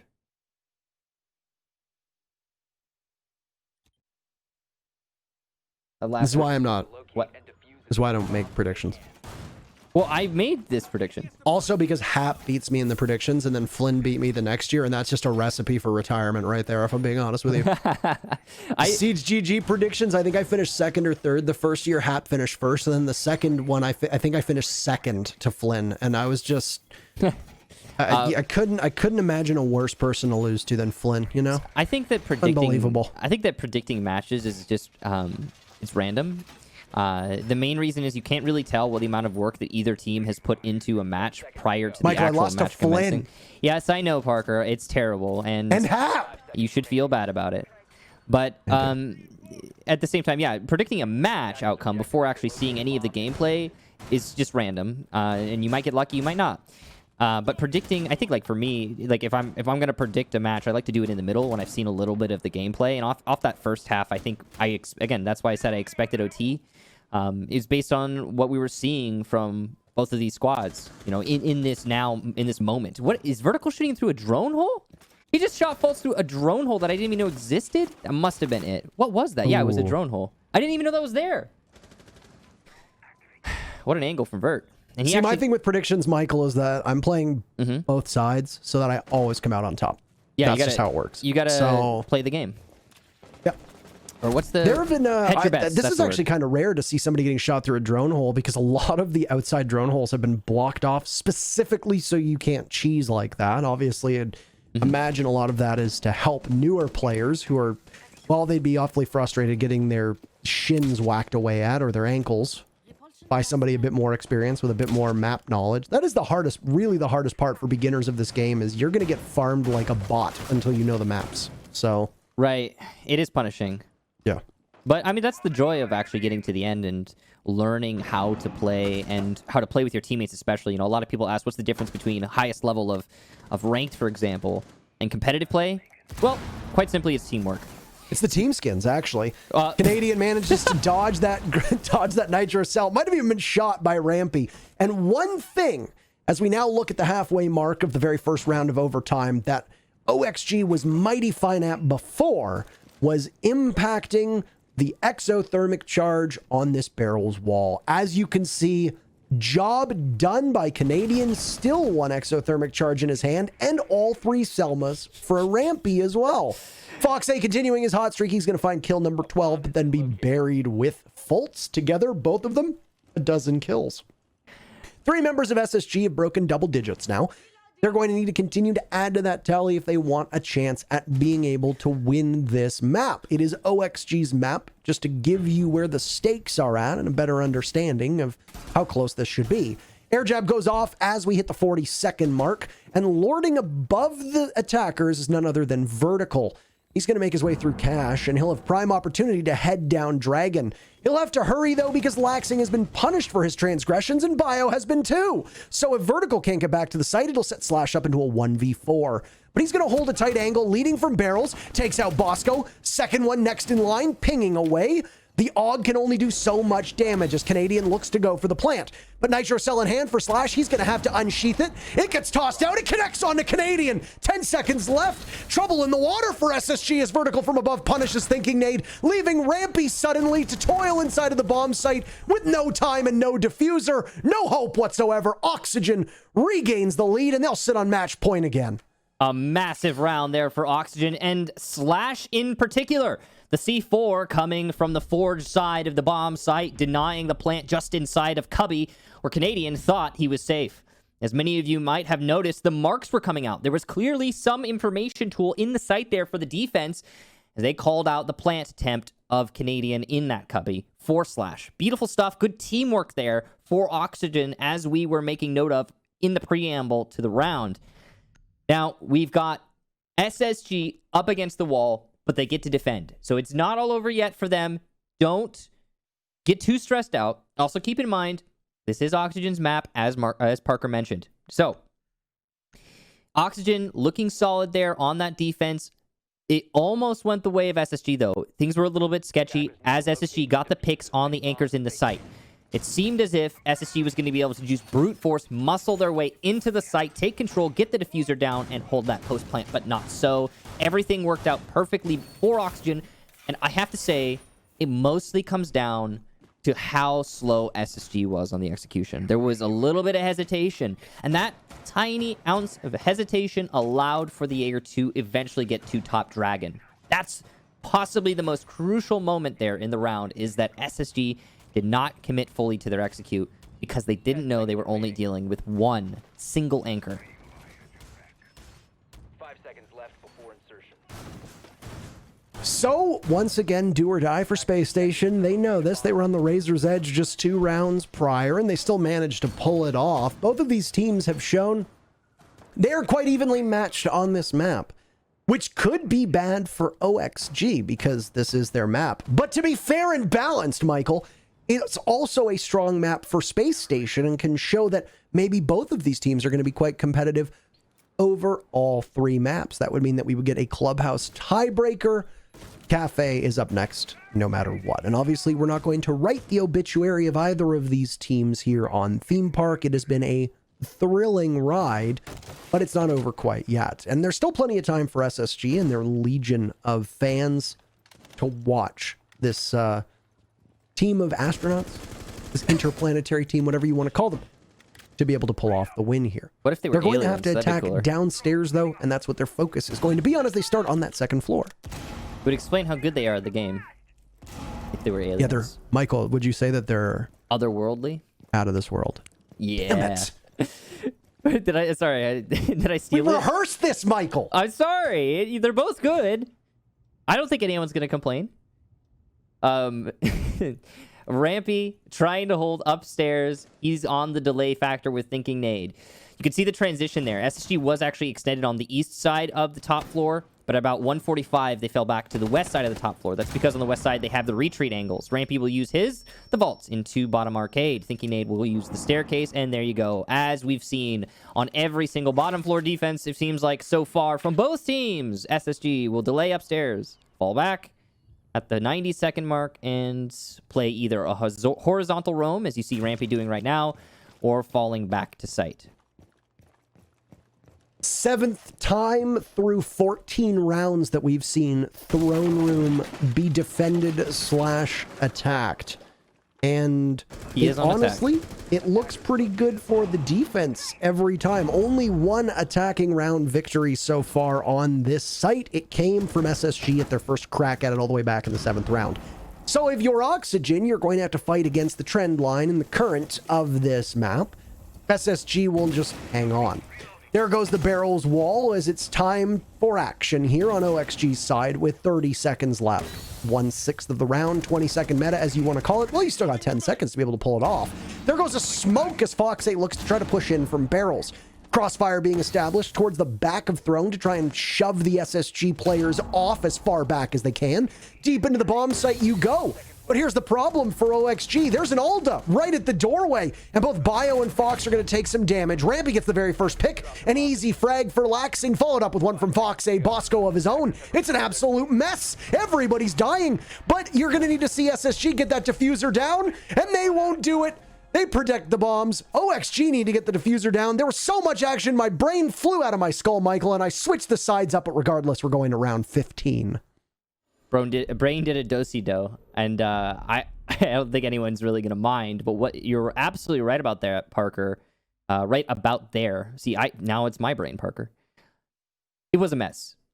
Let's get this out of there. It was a complete and utter mess. What happened was Oxygen set up on the execution. It was supposed to be through Dragon Door and through the breach.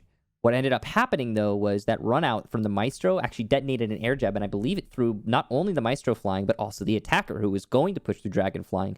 This means that it's a one-prong attack, and you've got everyone on attack trying to funnel themselves through the breach, over by Throne, into behind Throne, but at that same time, SSG still hasn't been dislodged from Throne, and the gas canisters are starting to fly in now. The smokes aren't doing anything. The gas canisters are nullifying them, making it impossible for the attack to make their push in. It's an absolute mess. And, well, in messes, generally speaking, the ones being initiated on defense are the ones who have the advantage, because they will have a slight bit more control over that situation, as they do not need to force their participation in the mess, but instead can linger back and wait for the attack to all just die in that mess. And that's exactly what we saw. So, well done to SSG for using their utility well, positioning themselves well, and just taking the win as it was handed to them. As you mentioned, Parker, that 20-second meta really hurting Oxygen in that round. Now, all that said, we move on to the final round of Theme Park. Oxygen will defend Lab and Storage. This is a difficult site to defend, but it has been fair to both teams so far through this map. It seems like we are destined to go the distance between these teams, which is what happens when there's a lot on the line and you winnow down the top teams in the region. There was some doubt about this OXG squad. I always love seeing that, by the way. I always pause to watch the explosion of the hatch debris whenever a sledge hits it. It's kind of crazy. There was a lot of chatter and much discussion, spirited discussion, of course, because Twitter doesn't know anything else, about the top 4 teams heading into the US division. There were people, myself included, who thought that there was a very real possibility that the top 4 could include the Sonics. After the way that E-United has played recently, I think some people have now started to think that E-United could make a claim for top 4. I think that's a bit too premature, just as it was with the Sonics when I thought that. OXG are shutting a lot of people up right now.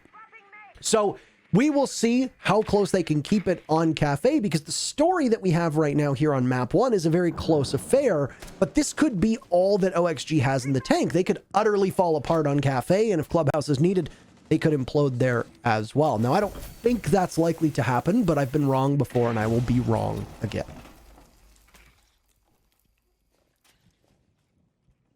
Yeah, me too. Fall back here. How many times have we seen this now? I mean, this is just like exact same setup. Every single round. It's the same clear. It's the same force back. It's the same retreat angles. It's all the same. On the same times. Maybe 10 or seconds, give or take, difference in some of these rounds. Yeah, and, well, it's a different site, but it doesn't matter. It's the same strategy. So, 1 minute left for the attack now to open from above. The way that this is playing out right now is giving me flashbacks to every other round where this was the site that was defended, and that suggests that Oxygen is going to take this round and thus the map. SSG is definitely going to need to be the team that works a miracle here, because with the way that it's all shaken up right this second, Oxygen has a distinct advantage. They've got the time, they've got the manpower even, which is an advantage to the defense, and they've got the positioning. Now they need but wait for the last 25 seconds. And that smoke is going to go into the window of bathroom as the shield being found as a home for Slash next to the contraband, we'll call it. He's going to continue to watch that bathroom with 15 seconds left. He'll be able to toss away. Great shot from Vertical. Make that 2. He takes out Bosco and Canadian, and that might be it for SSG. Fox A1-2 and looking for another as he turns to pivot. He'll collect it. Laxing gets it a flawless round. That's a statement. That's a statement from Oxygen as they take map number 1. Maybe a bit too close for comfort, but they end up pulling it off in the end by a score of 8-7.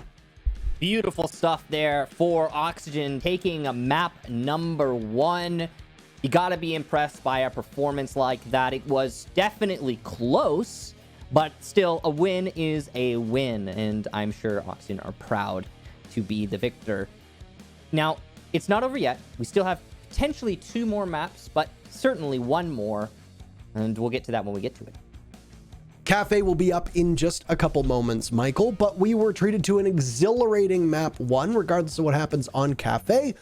Oxygen will require a potential 3rd map, even if they lose. That's obviously something to be proud of and to fall back on, but they're not going to rest on their laurels, I'm sure.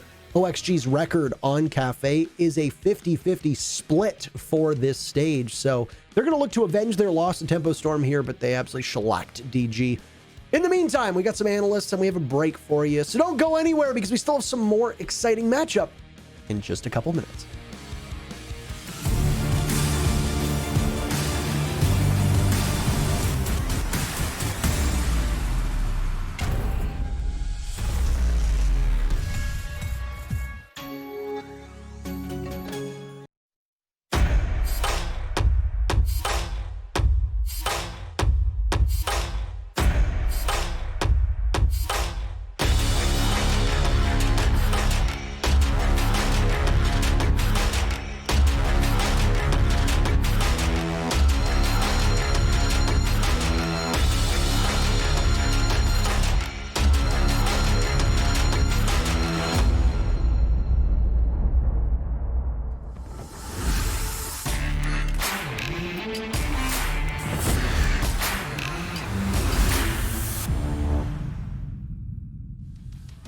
OXG winning map 1 theme park 8-7.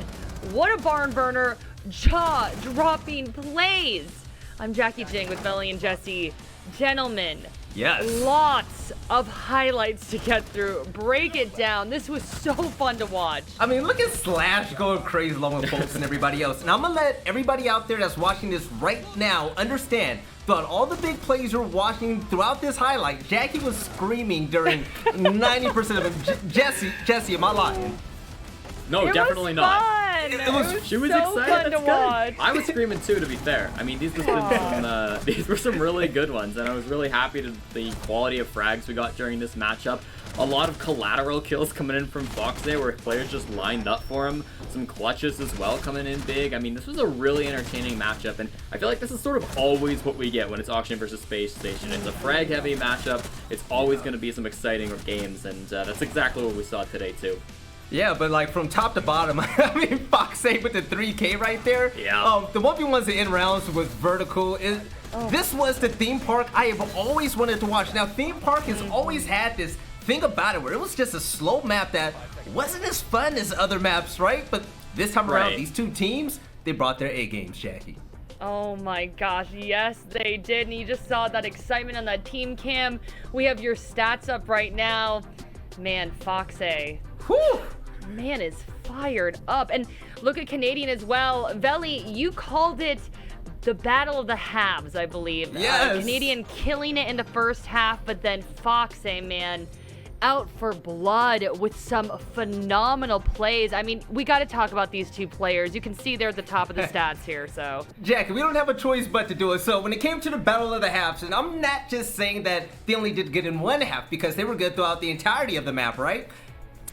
Take the player did for their respective teams. Now, Canadians started the game off extremely hot for Space Station. This was amazing in two different ways. It was amazing because it's not your usual Rampy, Folks, or someone else really stepping up and making a difference, but it's Canadian, the one that we know has that potential, and he showed it. Yeah. The runouts that he had earlier in the map was big because he was getting kills like on Bio, who's playing Thatcher. When you're playing Throne, you need Thatcher to help open up those walls. You have mute jammers everywhere that's been laid down. But the fact is, Oxygen, they crumbled under the fact that they didn't have the utility and the manpower available to open up the walls.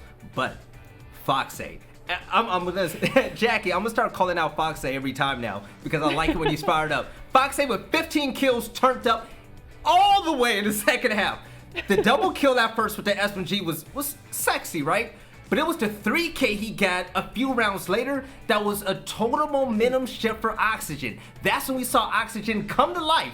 And that's when they beat the world champs. It was crazy. But it's not just Foxy that was magical for this team. And I know you guys want to talk about it. There was one special player that went large. I know. I'm sorry. We got to talk about Vertical. Personally, round 11, that 1v1 Vertical versus Canadian. I mean, a whole three of us were going absolutely nuts. And I think I literally said it out loud. I was like, if anyone can pull this off right now, it's Vertical. Like, I just had full faith in him. And then we saw it. I mean, Jesse, just sound off about Vertical and his clutch plays. That was one of many. Absolutely. I mean, the Canucks topped the scoreboard, but it was Vertical that really won this match for Oxygen in my mind. He had so many clutches and so many late round kills. This is the thing with Oxygen Esports. Some of their rounds, they did very good on defense, don't get me wrong, but some of the rounds where Foxy was getting these big early kills, where he was getting man advantage for the team, they kind of started to throw them away, and I didn't really love how often sometimes Bio or Laxing were dying mid-round. It's hard to, talk bad about Laxing, but he didn't have his best map here, and sometimes these rounds that looked really good for Oxygen started to slip away, and if it wasn't for Vertical, that could have been a couple extra rounds being won by Space Station, and with it, the entire map. So Vertical deserves a lot of praise in this match for holding it down, either in those clutches in the post plan against Canadian or whoever, with those 1v1s, or even just defending on the lab bomb site when people are funneling into that lower part of the map in a 5-on-5. He and Foxy were the ones to really pop off and get a ton of frags and, flick around. We saw even around 15. So he deserves a lot of credit for Oxygen Esports winning this matchup. I totally agree, but that was just a fun map. They were just playing out of their minds. That was so much fun to watch. But our poll results are in, so I want to get to that really quickly. And the question was, who will be the Plant King today, Slash or Canadian? And Canadian got 72% of the vote. Slash got 28%. And I think we had his stats up earlier, and Canadian pulled off 3. So he had a lot of plants. That's pretty impressive. I just want to put a fun fact out there. I think Yeah. Slash is the current objective plant leader right now in stage 2, and I think Canadian was top 2 or possibly top 1 in stage 1. So these are some of the best along with Retro. Gentlemen, I'm just excited. Like, I cannot wait to get to this map too. We are heading to Cafe, so final thoughts. You guys switching up? I think y'all both went with SSG. It's a good game either way, Jackie. I will say this though. SSG, they're doing one thing extremely well. Thinkinate has done a fantastic job getting on laxing every single round. Now, with that being off the mark, rest of the team has to worry about the rest of Oxygen and Vertical. If they can do that, I think they can. Cafe is going to be awesome. Okay, Jesse, what are you thinking? I've got to agree, Cafe is going to be close. These teams have played 7 maps now against each other in the North American League, and every single time it's been 7-5 or it's gone to overtime. There's no doubt Cafe is going to be the exact same story. We're going at least 12 rounds, probably more. Who wins? I don't know. What's in my job? We'll find out. We will certainly find out. So we'll be back in a flash. OXG versus SSG next. Don't go anywhere.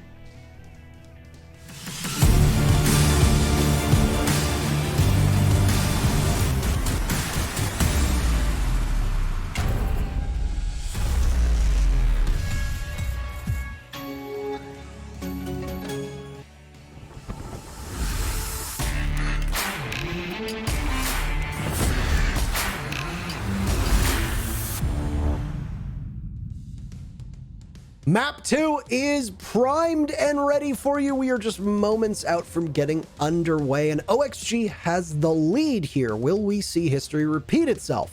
For those that remember the last time these two teams tussled, OXG came out on top, and with it, they were the first team to qualify for the NA Mini-Major.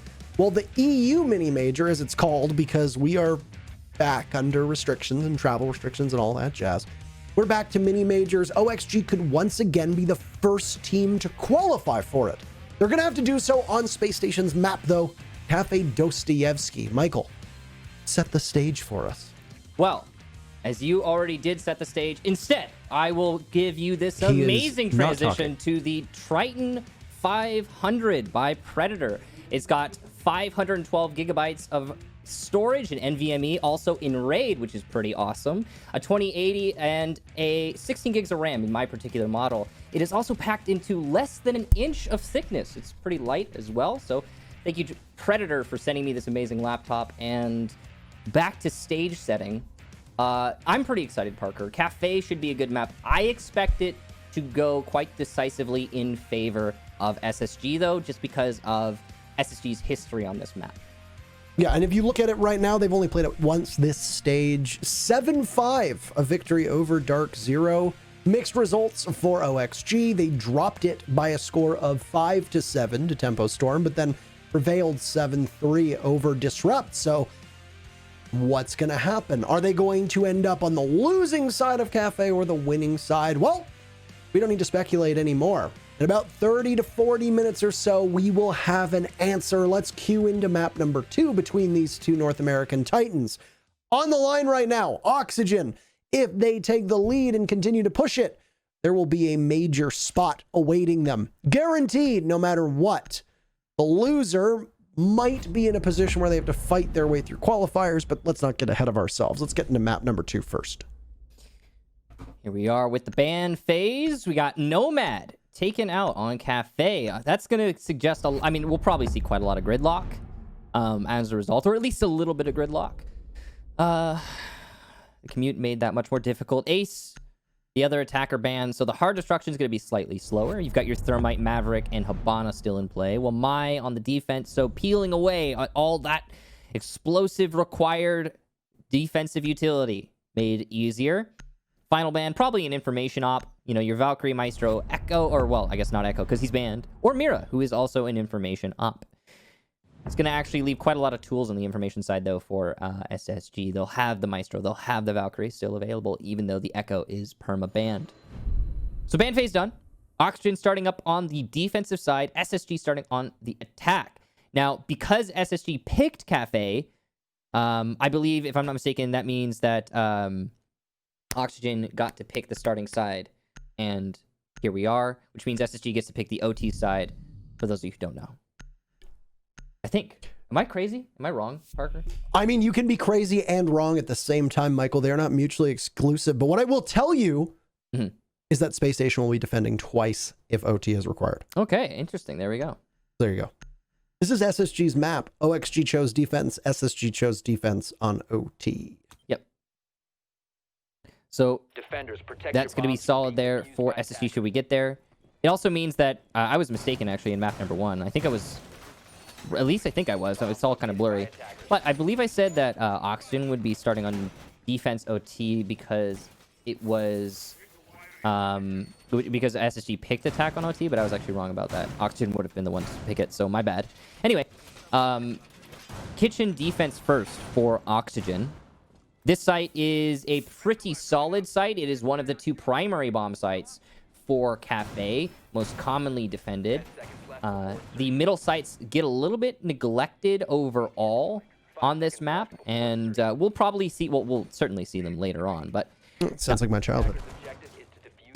What? Yeah. Why make that joke? you were neglected. Were you? No, I wasn't. And Terrell Mom did a great job. Yeah. Sometimes. Anyway. And she didn't take my allowance. I don't think I got an allowance.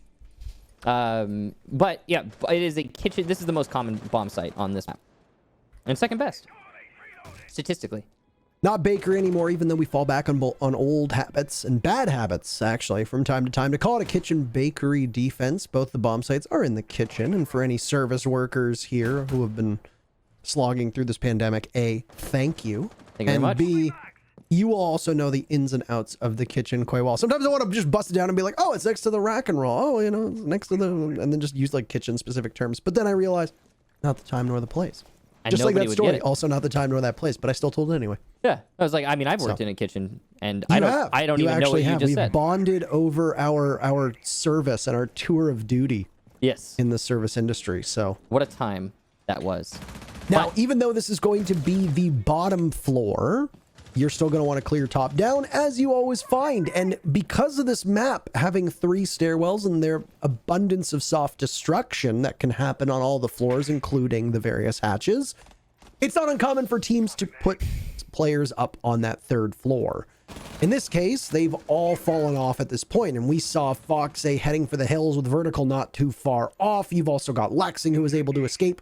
So Oxygen is likely going to fortify around the bomb site, and because Kitchen is as big and as flexible as it's at, you can put 1 or 2 defenders within arm's reach. Maybe you'll have one inside a bakery, or by prep, or possibly even by small bakery. You'll have one over here by Whiskey, which is where Vertical is playing.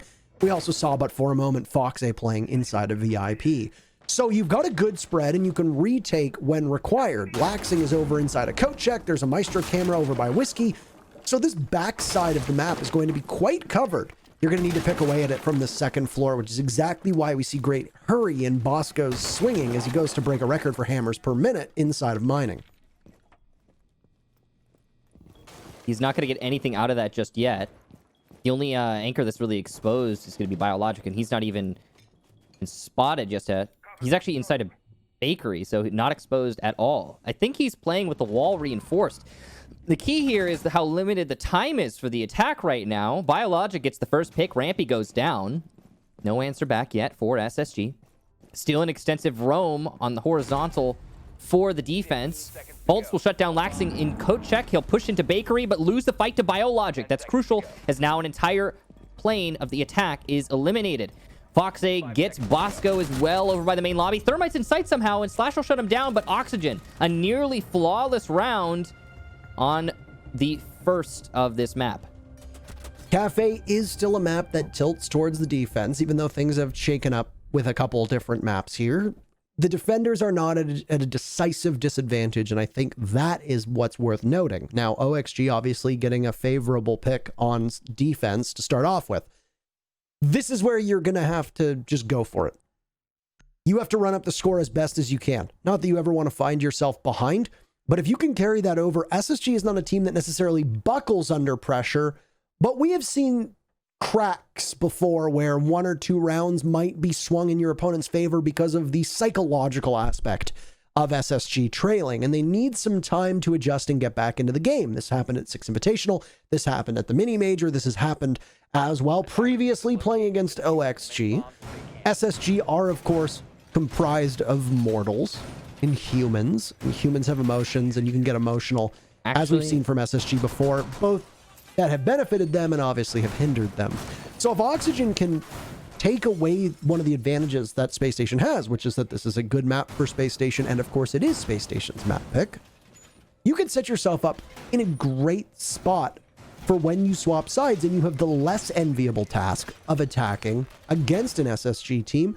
And SSG have shown weaknesses on defense before. So OXG have a great set of prospects in front of them to be able to put some of this map away in the early rounds and force SSG to play catch up the whole time. Now, granted, this map has been played less than Theme Park so far in Stage 2 of the US division, but it is also a slight... Ooh. Biologic accidentally impacting Slash, and to see who's standing right next to Slash, he'll also eat a chunk of damage, so just about 100 HP lost there. Maybe actually a little bit more. That's going to give us distinct advantage to SSG when it comes to future gunfights. As I was trying to say, slightly less defender-sided than Theme Park, so keep that in mind. And with the attack bans, Thatcher's still in, and I think that's one of the major factors that could favor the attack ever so slightly when you compare to the norm. Moving on from that, Cocktail Roam here. Clash put up front to try and hold off the onslaught from the main bar. So the Clash will waste a lot of time, and you can see the new ping system in action. Fultz is very, very close to being involved in this, and more of Slash's HP will get just melted away as he's down below, close to the bomb sites, as it is a second floor defense. Don't be fooled, this is not a cocktail defense upstairs on this third floor. Though we've seen it many, many times. Even though he's blinded, Vertical not doing any damage to Bio, but significant amounts of blood being lost from Canadian as he tried to drop on in from New Hatch. Pings coming out from the Lion scans, but still this Clash is going to be a major impediment. And so will the reinforcement, to which the Jaeger is playing behind. And Vertical knows this. He's relatively free to just play off of the spot. Canadian gets swept up from the back. No flank watch for Space Station, unfortunately for them. And Slash is going to be credited with that kill. OXG finds themselves up by 1. Grenade sails over towards the top of White Stairs, answered back by a gas canister, hucked out by Foxay, who now tries to do some damage with that SMG-11. You can see the noise that he can make with that gun. All the while, you still have the Ash trying to encroach upon the defense playing over by Cocktail. Good stun there, but it might be too little too late. Actually, the smoke persists, and he uses the shield to take down Fultz as he'll transition downstairs. That is a huge blunder there for SSG. They lingered far too long on that Cocktail push. Oxygen now with a distinct man advantage, but the HP makes this salvageable for the attack. Don't count out SSG just yet. They'll also be starting to open up from above, and luckily for SSG, 2 of the last 3 attackers happen to be the hardest, or soft destructors rather. Bosco dies as he tries to jump downstairs, and it's a second almost for Vertical, and he'll only do a fleeting amount of damage to Thinking Nade, who finishes him off. Only 20 seconds for the attack to launch their assault downstairs, and at least Rampy will get one. The stun working on Clash, but he can continue to use his zap to slow this push down. Rampy is the last attacker now, has to contest with not only a shield, but 2 guns pointed directly at him. A nice shot from Rampy, dying mag, but he'll get the shotgun out and no kill. Clash just waits the round and the last few seconds out, winning it for Oxygen. Michael, I tweeted earlier today that were I to run for president, my first act would be to ban all shields from Rainbow Six Siege. Yes. And were I to do that, that round would have gone entirely different, and that's all the analysis that I'm going to do. And you know, you're absolutely right, Parker. Had you been elected to be president, or had you made it through the process, then shields... As a Canadian, mind you, which would have been the most impressive part. Yeah. I don't know how you would have swung that, but I would have been very happy if you had banned shields. And it's all right, Parker, I'd love to be your running mate so that I could also get rid of the tinnitus and the loss of color that happens with explosions and low HP, and just overall improve the quality of life for all players in Siege. Correct. Can I do that? Can I be your running mate and make that my platform? Intero Kicks 2024. Let's go. Would you vote for us? Intero Kicks 2024? I mean, I wouldn't, but I still want the things that we want. You wouldn't vote for us? I have absolutely no experience in politics, so practically speaking... Perfect! You can be president. All right, let's go, everybody. Clap, clap, clap. It's already happened. Why not twice? Make sure to vote. Oh. Anyway. Close enough. Close enough. Anyway, so Oxygen setting up on a top floor defense, and we're going to stop the rambling now. That was not rambling. That was perfectly on point. All of SSG... They crashed onto the Clash shores over by Cocktail, and obviously that is foreshadowing because, Michael, they are defending Cocktail upstairs. I was hoping for you to take the pass off. And well I mean, I thought you were talking about, like, Clash again, but she's not here, so I was, like, confused. Like, what is he talking about? And then you said the top floor, yeah. Well, because you said crashed onto the shores of Clash, not Cocktail. So I was confused. Yeah, but I said, where did it happen? Oh, I didn't catch that. We'll work. I didn't hear that. We'll work on these. We'll work on these. We got to rehearse these. We did rehearse them. Shh, don't tell anyone. I'm going to look like an idiot. You see my haircut? I already do. Oh, no. I like your haircut, Parker. You're too mean to yourself. Anyway, Pixel being defended here from Oxygen. They're going to try and delay this as long as possible. The delay has been a major factor, as I'm sure many of the astute among you have noticed. The sheer quantity of utility on the defense and the smart play from both defensive teams throughout the series has been a major factor. An aggressive peek there from Vertical will not net a kill for either team. You can see he's playing Warden inside of Pixel, and this will afford him the ability to deny stuns and make them actually work for him, as he could peek into a stun and have the advantage in an engagement. They'll make their way into Cigar over towards Piano, or Christmas as Stokes and Blue refer to it as. This Warden setup is something that we've actually seen quite a bit of, as you'll have two shields. The other will be in the bathroom, but there's none here. Oh, a mystery, as Vertical will not have that second piece of cover at his disposal. Instead, he'll get droned out and find it. Both of the walls inside a bathroom reinforced, so he'll be protected and fortified inside that part of the map. One gas canister goes off a touch early, 1 minute in. Fox 8 kills Rampy, so there you go. Even the gas canister doesn't fell anybody. Canadian takes some damage, now Bosco will as well. Oxygen are perfect through 3 rounds on these opening duels, and the first blood can carry them quite far. Damage being done to Slash, and no matter what he does, Fox A is not capable of stopping those X-Kairos from going off. Laxing C4 connects on a Canadian, there goes the diffuser, but 2 kills from SSG levels the playing field to 3v3. 35 seconds remaining, and SSG are stacked up on the west side of the map. They will need to take from Cigar and from Piano. Laxing losing his head, or nearly. Slash shotgun out flattens Fultz, and he'll rotate over towards the front door of Back Bar Store. In comes Bosco. He'll look for a punish, thinking Nate gets one of his own.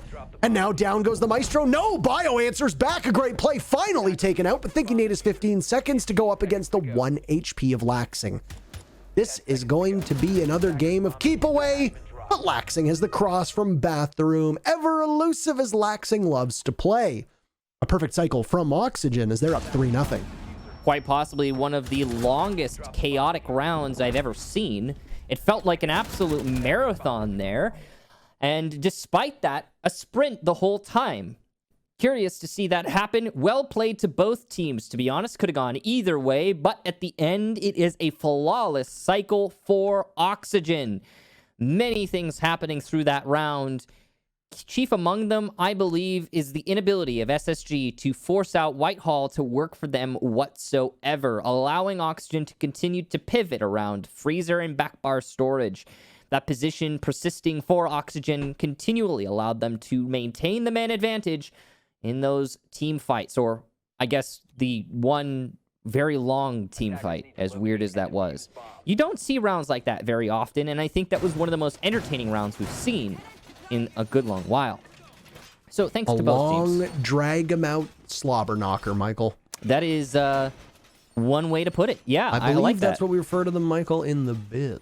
The official terminology. The official terminology. Yes. In the biz. So, that long drawn out slobber knocker, as we like to say, was definitely really great. But now, Oxygen, decisive advantage here. A flawless cycle on Cafe, even though this is a defender-sided map, is actually pretty significant. I would have said it's even more common on Theme Park, and to see it here now on this map is really important. So back down to kitchen we'll go. OXG looking like a pretty standard lineup. They were all spread out before. They held that third floor, fell to the second floor, and then collapsed to the bottom floor very quickly. And in doing so, not just kept their lives intact, but were also able to punish SSG. And like I said, SSG have struggled. OXG is perfect so far, 3-0. Mm-hmm. I want to note that angle from the Jaeger on the small bar next to big bar upstairs last round. I forgot to mention it, but that was crazy. That did at least 200 damage just from that one angle. A whole kill and then some before Bosco was able to nade off the Jaeger. Anyway, sorry. Small side. Bandit tricking, not successful, but SSG gets their very first opening pick so far. Bosco gets treated to the vertical show. Up from that third floor, a longer range engagement for vertical to pull off of, but with that X-Kairos going down to the bandit tricking, Canadian will find himself with one less piece of that hard breach at his disposal. There is no secondary hard breach being brought from SSG. The operator bans allowed at least 2 more if they really wanted to bring them, but that is obviously not the case here. A stack up over by Bakery as another EMP will go off. This will disable the bandit batteries. Will we see any tricking? That's the real question. Yes, it is, but it's a miss. And oh no, a bad opportunity for the bandit of Slash. He's a little bit too far behind and they'll forfeit the wall. Opened up just like that. Slash, don't lose your head. He's got to rotate and he'll continue to do that with the Malusi now possibly able to strike. There you go. Downs 1. A second is a possibility as Canadian will need to be brought back to life. Could we see OXG swing over in the same angle? There's Fox A2 kills. Slash gets in on it as well. And it was a beautiful bait with Slash finishing it off. Spencer Oliver, the man so nice, they named him twice. OXG are up 4-0 here on map 2. Beautiful push there from Fox A and Slash. We only got to see what Alaxing was attempting to do in Red Hall, but we know that the results were beneficial for Oxygen.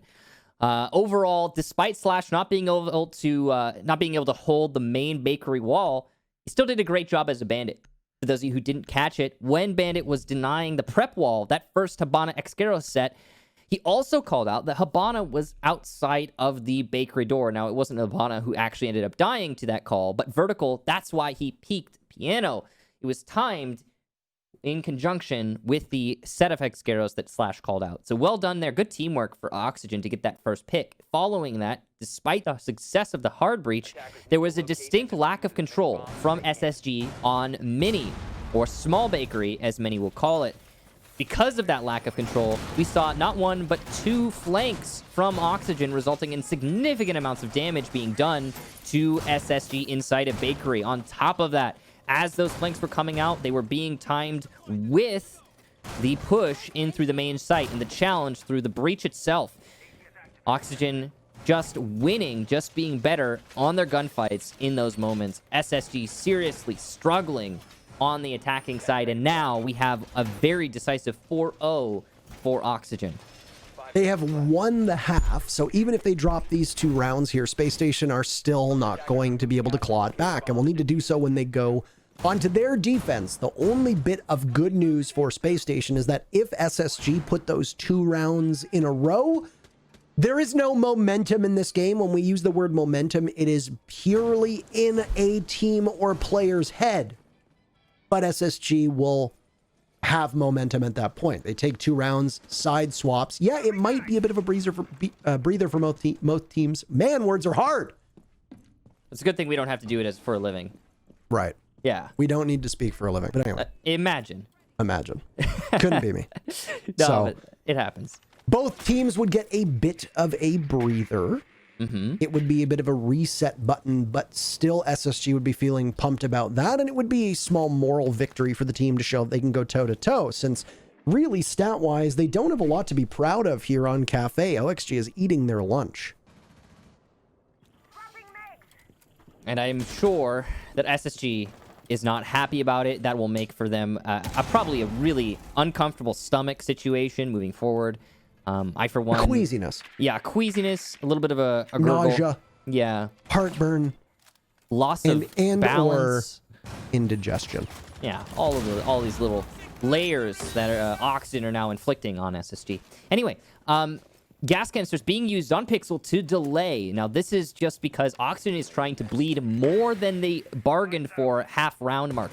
As you saw on Theme Park, generally, half the round is wasted by the vertical roam. Here, normally, it's the same story, but Oxygen, the last time they were defending the middle site, and now this time, once again, are trying to get more than half the round. They're whittling it down to now a minute. Rampy wins the fight as Foxay checks on the east balcony. Is there anyone there? The answer is yes. SSG now with the man advantage are probably pretty happy about the way that Oxygen decided to play this roam. And in fact, Oxygen will fall back at the 1 minute mark exactly and lose Biologic in the hallway. A huge kill. It'll be answered at least by Vertical, but still SSG maintains the advantage. And on top of that, the shield, the clash is lost. Drone thrown in. Spotted is the rush by Vertical, and Rampy shuts it down. You don't need to take that. You don't need to take that for sure, but Rampy certainly did, leaving just Laxing and Slash now. Laxing will be called out on the white staircase, forced back to the site. And we're down to the last 30 seconds here, but still such an advantage for SSG in terms of man count, it probably doesn't really matter. The push from Laxing will actually give away the push from Slash later in the round, and now the white stairs lost to Oxygen. Plant goes down all the while. Despite Canadian's death, this is still such an advantage for SSG and should be an easy post plant. What a shot from Slash, though! Not a follow-up as Rampy stays alive on the east balcony. He's done such significant work from that position through the round. Faults somewhere else entirely. Doesn't really matter, though. Laxing has to contest with Rampy before he can do anything. He'll start an attempted defuse disable. 3 seconds left. The stun will get him off, and Fultz gets the kill. Rampy with a huge round. Fultz to back it up, and SSG one more of those continuous action rounds to end this first half, or at least to get us one round closer to ending this first half. We've got one more to go. I suspect we're going to see overtime here, and I'm going to call it. I will become a prognosticator. I said, you either die here or live long enough to see yourself become a prognosticator. I think that was... And you become one, haha. I think that was in a movie. Anyway, this is where I think SSG begins to figure it out. Why? Many key mistakes made in that round by OXG. Foxay did not need to peek. He could have just stayed in that position. He was all out of canisters. I get it. That's an engagement you take when you're feeling good. Foxay and Slash have been in a power struggle as to who has been the more impactful player for Oxygen so far today. They both can make a claim to it for various rounds and for various reasons. But Fox gives his life away for really no reason. Vertical goes for a hero play out onto the balcony with no intel. When you're already trailing in numbers, you don't need to do that. And just like that, there were 2 fights and engagements that OXG took that they didn't need to take. Foxay very easily could have escaped through the hatch with the clash, retaken white stairs, and Rampy's position outside on that balcony would have forced Rampy to eventually take that reading doorway where Vertical was playing. Vertical could have held that and waited. Yes, Oxygen would have given up control of that 3rd floor, but you even said it yourself. The strategy of Oxygen was to waste as much time as possible and then get away. You had half the round to go. You've wasted 90 seconds at this point. Oxygen, for the love of God, get back to the bomb site. Play safely, play smart. They did not play smart in a number of instances in that round, and SSG exploited every single weakness that OXG showed them. Yeah, crucially, they did not get away. It was, they didn't get away with any of it. Yeah, no. So well done to SSG, as you mentioned. Well played. Now, that's the one round that SSG needs. This next round is the round that SSG wants, and it'll be on a defense of the top floor for Oxygen. Very aggressive setup here from OXG overall. You can see Foxay's playing exposed to the skylight, but he's got that little bit of cover of the minibar there. Nobody on the skylight, luckily, for Foxay. Bakery, though, pressure for Fultz. He spots Foxay as the transition comes out. Timing is weird there, and he doesn't actually get Fox on the cross.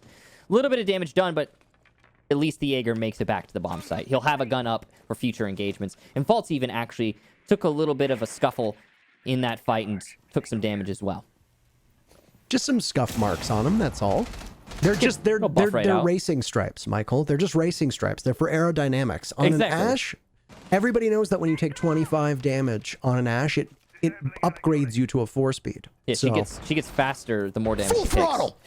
Zoom, zoom. Zoom, zoom, indeed.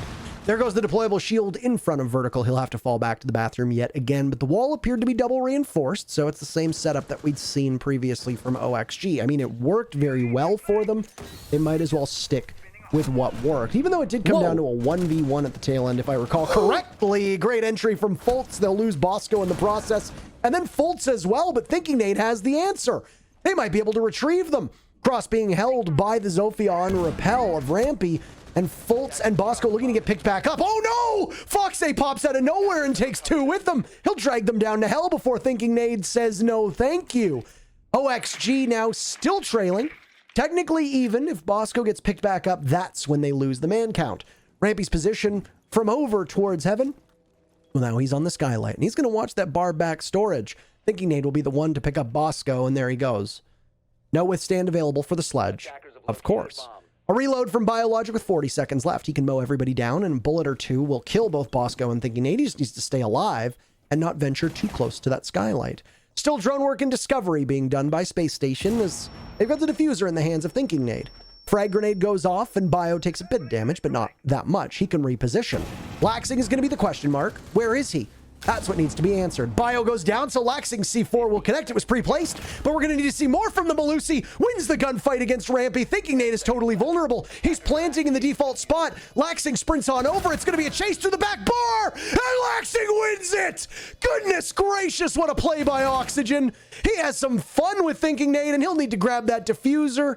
30 seconds left and plenty of time. This half, 5-1 for OXG. Laxing must have sprained his ankle in the middle of that clutch as he struggles to get to the diffuser. No matter what, though, a beautiful round from Laxing. Oxygen as a whole coming up big. It got a little bit scary there when Biologic died in Cocktail, but the constant aggression, the lack of relief for SSG was monumental. And this kill right here, where Laxing manages to get Rampy, that sealed the deal. Thinking Nate at that point in the 1v1 was on a sliver of HP, and Laxing was able to finish off Thinking Nate with one shot. There was almost no chance for Thinking to win it overall. What a round from Laxing. Beautiful stuff. I loved his C4 from below as well. He pre-placed it before transitioning over to the white stairs, and that's what allowed him to take out one of the attackers as they attempted to push up on the big bar to cover that plant attempt from Thinking Nate. Really the star, though, Foxay. Again, the unrelenting aggression from Oxygen. He saw two players were down. He went for that push. He managed to get two of the attackers. Oxygen, a 5-1 half. That's significant. That should afford Oxygen a huge advantage now in the second half, but also, honestly, they should be able to carry that forward into an absolute map win and a series win to boot. This would be an absolutely mammoth comeback from Space Station if they were able to get 5 rounds on their own. Now, I said that I predicted overtime. I, right now, look like I'm wrong. SSG had some issues on their entry. They got cooped up, and yes, there's 3 rounds in particular that were won by some very crafty, well-called flanks by OXG. Whether that comes down to reflexive shot calling or whether that was a deliberate strategy, as we could see that oftentimes OXG were not moving alone. That one kitchen take from SSG that was answered by Oxygen, the bloodlust inside of Bakery, the brouhaha in Bakery, whatever you want to call it. That was very well orchestrated by OXG, and it could have been on the spot shot calling, but it certainly didn't look that way. It looked like it was premeditated, and that is obviously going to fall onto the leadership of OXG. And whoever called that one out, whether it be Hopes or Redeemer, as OXG does have 2 very capable coaching members of their coaching staff, that's going to be a question that I'm sure we're going to see answered by Jackie in the interview if OXG prevails.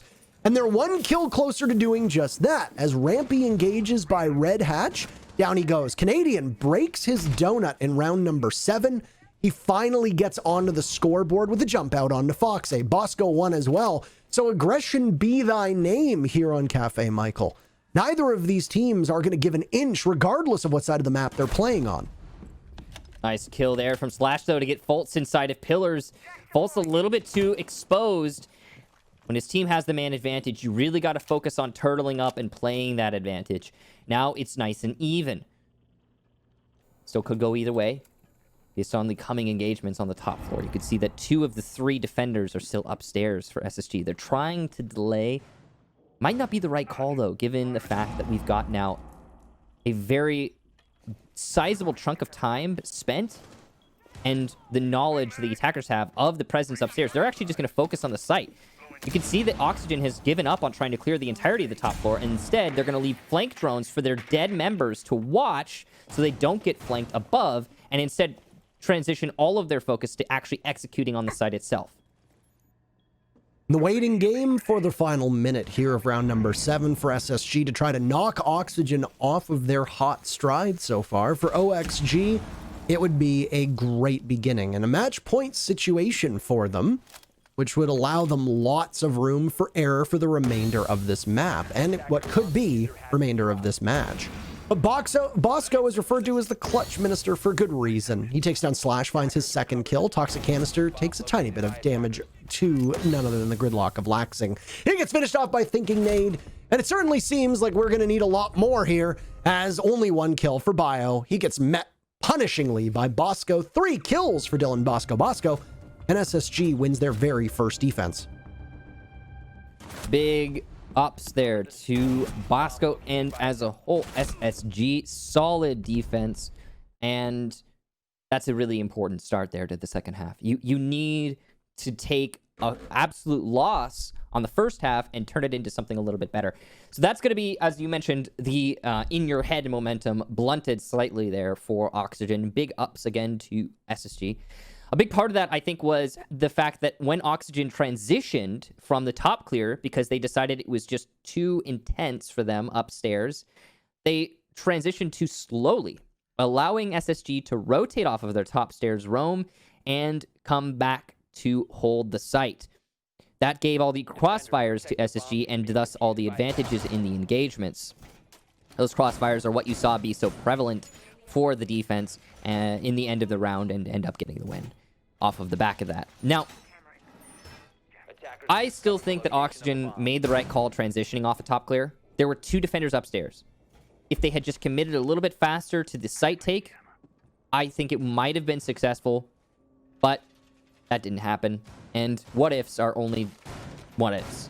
So, moving on, SSG building a little bit of their own mental momentum. We'll go to the basement for their next site. A little bit of Europe still rubbing off on you to call it the basement. It's the first floor, Michael. It's kitchen. It's the ground floor. Sure. We'll agree to disagree. That's fine. No, I mean, I'm not disagreeing. I mean, it doesn't really matter. The bottom floor, whatever you want to call it. Interestingly, the prep wall was not reinforced. Am I mistaken, or am I just, is it the pixelation of our feed? No, you are absolutely correct. The prep wall is as soft as can be. That is super odd. And they didn't reinforce freezer either. Those reinforcements must have gone upstairs to assist the roam. That's my guess. And work in tandem with the mute jammers to delay the information gathering of the attack, but also to potentially get some kills. SSG are trying to present an opening towards the front of the map while doubling up on their defense of the back, particularly the freezer with the 2 walls inside of dining being reinforced and the hatch open for Thinking Nade to be able to drop. And I don't know if that's a Valkyrie camera or not, but regardless, almost a kill on behalf of SSG onto vertical above. The C4 misses, but OXG does not. And yet again, another opening duel for OXG. They've won all but 2 so far in this very critical map, where the winner, once again, will represent NA at the NA Mini Major. There will be 4 teams that will be competing in it ultimately, but the first team will be crowned today, and OXG is hoping to do it yet again. Despite the fact that SSG are on defense, I still say that this is a test of OXG. Canadian trying to fight with the stuns. He predicts the push and misses the shots, but Vertical won't miss his. And Oxygen, a 2-man advantage and still plenty of time to hit the site. SSG now are going to have to struggle really hard to get themselves back into this round. As I was trying to say, I think that the pressure is really on Oxygen to prove themselves a team that will not choke. And I think right now they're doing just that. Round's not done yet, but this round certainly looks like match point for Oxygen. They are certainly rising to the occasion, as now there's some successful bandit tricking from Bosco as he nets all of those X-Kairos that have been used, and that will obviously frustrate Slash, who then gets paid in kind by Thinking Nade. Not great. 40 seconds left, and the very first casualty from Oxygen. Will it knock them off kilter? 2 members of Space Station barricaded over by Bar and Whiskey. They'll have to try to take over towards the bakery side where we see the positioning of the Oxygen members. SSG have been corralled in the back of Kitchen. The execute will likely happen in the front of Kitchen, but you've got to be wary of that control on that second floor. 20 seconds left. Oxygen are going to fall victim to this clock, and will have to just rush into the bomb site with sights trained exactly at their head level. They miss, though, and Biologic takes some damage. A kill for Laxing, answered back by Bosco with 2. He drops. Diffuser is down. Somebody's going to have to plant. 5 seconds to sprint on in. Vertical will do as he does best. It's all on Rampy. Where is he with the Nitro Cell? He gets finished off by Foxay. Match point for Oxygen. They've got SSG on the ropes. Incredibly close round there. Foxay on the marathon. He was above, transitioned to Red Hall to get the cutoff. But crucially, as Bosco was killed inside of Kitchen, there was no direct influence, and Vertical was able to get that diffuser plant. Despite Bosco's efforts in stopping the push out of prep, Oxygen just had such a significant man advantage already that there was not enough gas left in SSG's tank. Beautiful try there for Bosco again. Again, though, just not enough. So, Oxygen, match point, huge round there. It actually looked like they were about to let it slip by, but not so. Oxygen solidify it, and now SSG has to win 4 rounds in a row to avoid being 2-0'd by Oxygen. Now, it's not going to knock SSG out of this group. They're still in the winners group. They'll be descending into the lower bracket of the winners group, but at the same time, SSG only needs to win 1 matchup in order to qualify for that major. And they will get to play the other loser here today, later down the line, if SSG loses. We're not there yet. It's just looking very likely. It's going to be an interesting second match that we watch, and I'll be there with you in the stands, cheering. Not for any team in particular, because I am not a biased caster, Michael. Yes. I'm sure it'll be fun to watch. Yeah, no, it'll be fun overall. I'm looking forward to it, certainly. I think that this map and this match as a whole, this has given us some pretty intense gameplay thus far. Both of these teams, the one thing I'm noticing most is neither Oxygen nor SSG is really backing down, and I'm really impressed by that, because it's super uncommon to see both squads go toe-to-toe and just be completely unrelenting. I think both of the teams realize how much. I mean, every team right now in Rainbow Six realizes that with how vital utility is, and how you need every flashbang, how you need every body, how you need every bullet for opening up parts of the floor or parts of the wall, etc. The most important thing you can get is the opening pick right now. It has always been that case to a certain extent. If we can go actually look at Rampy, who might be looking to strike, I don't know. Uh-oh. He's down below. I don't think there's anybody that's actually there that he could possibly catch, but he was still lurking. And yeah. I mean, you can cue the Jaws theme song, as that's well. Foxay did get on repel, and it's probably going to be called out to Rampy, but he's actually not in a position to do it anymore. So, well, he would have done it. He could have done it. Yeah. Anyway, stakes involved. Oh! There's your opening pick from Slash. He takes out Fultz. Bosco taking some damage now. Vertical is traded off inside a piano. Can somebody get to him in time? Toxic Canister lingers but won't do enough damage. Another one might be thrown appropriately. You have to try to get Vertical back up as the diffuser is dropped. That's just both keys being on the same button, and there you go. Vertical manages to get away from it. He's going to be walking wounded with 1 HP. SMG-11 out playing inside of the bathroom, but no. Thinking Nate on the Goyo is able to just be better than him. There's 2 shields for his protection, but if they blow up, there's going to be fire on the other side. Hellfire, if you want to call it that. 1 minute remaining. There goes an Ash charge tossed on out, and the Hibana trying to pick away on the ping that is inside of Piano. They know that they've got the Goyo isolated to a certain extent, and they'll flash behind the shield. But Thinking Nade will need to swing in order to make something happen. Bio has been dispatched somewhere else. SSG have a very firm upper hand on this round for the moment, but there's still time left for OXG to be able to pull this off.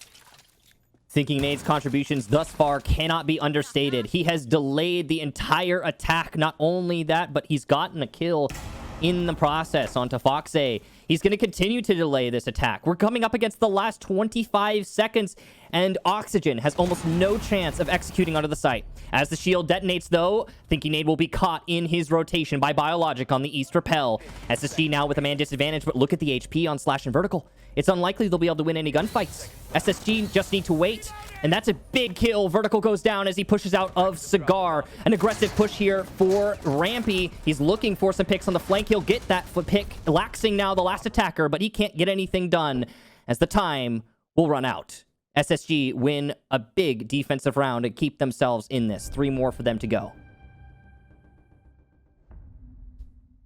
Well, all of OXG's push fell apart in the spot where we often see attacking teams do just that. Over by Piano and over by Cigar. They couldn't make their way out of Cigar in particular. And the biggest culprit of that was none other than the Goyo, who's playing off of Pixel, as you very wisely pointed out. Now, Zofia would have done a great job after they'd burned out the ADSs. Well, Maya's banned, so you don't need to worry about him. But you don't have anything to blow up that shield, and by the time you finally got that shield blown open and you took out Thinking Nade, you'd already had significant damage done to 2 separate members of OXG. You'd lost a member of OXG, and most importantly, you'd lost 2 minutes and 20 seconds off of the clock. That is the much bigger issue. That was just OXG not having enough tools for the trade. Now, if you look at their lineup, they haven't really changed anything. So with the exception of the IQ, they might be able to pull something off with the stature, but depends on where they're going to pressure this second floor defense by SSG.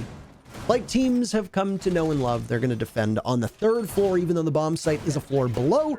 All of those openings will allow the defenders to retake and stop in a post-plant situation.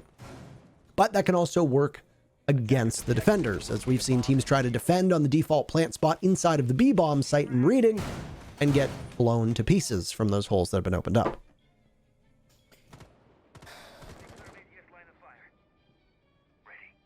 You know, interestingly, the vertical for both these teams, both maps so far, hasn't actually been a major factor.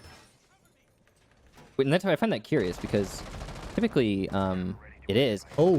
What is a major factor is Foxe getting picked off by Fultz on a run out on the main lobby window by...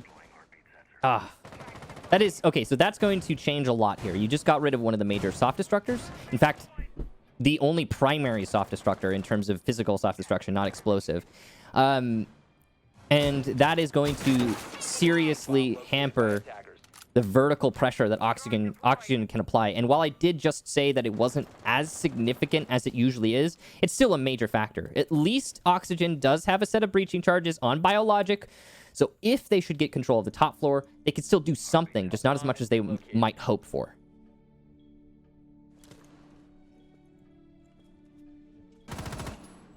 Oh, almost.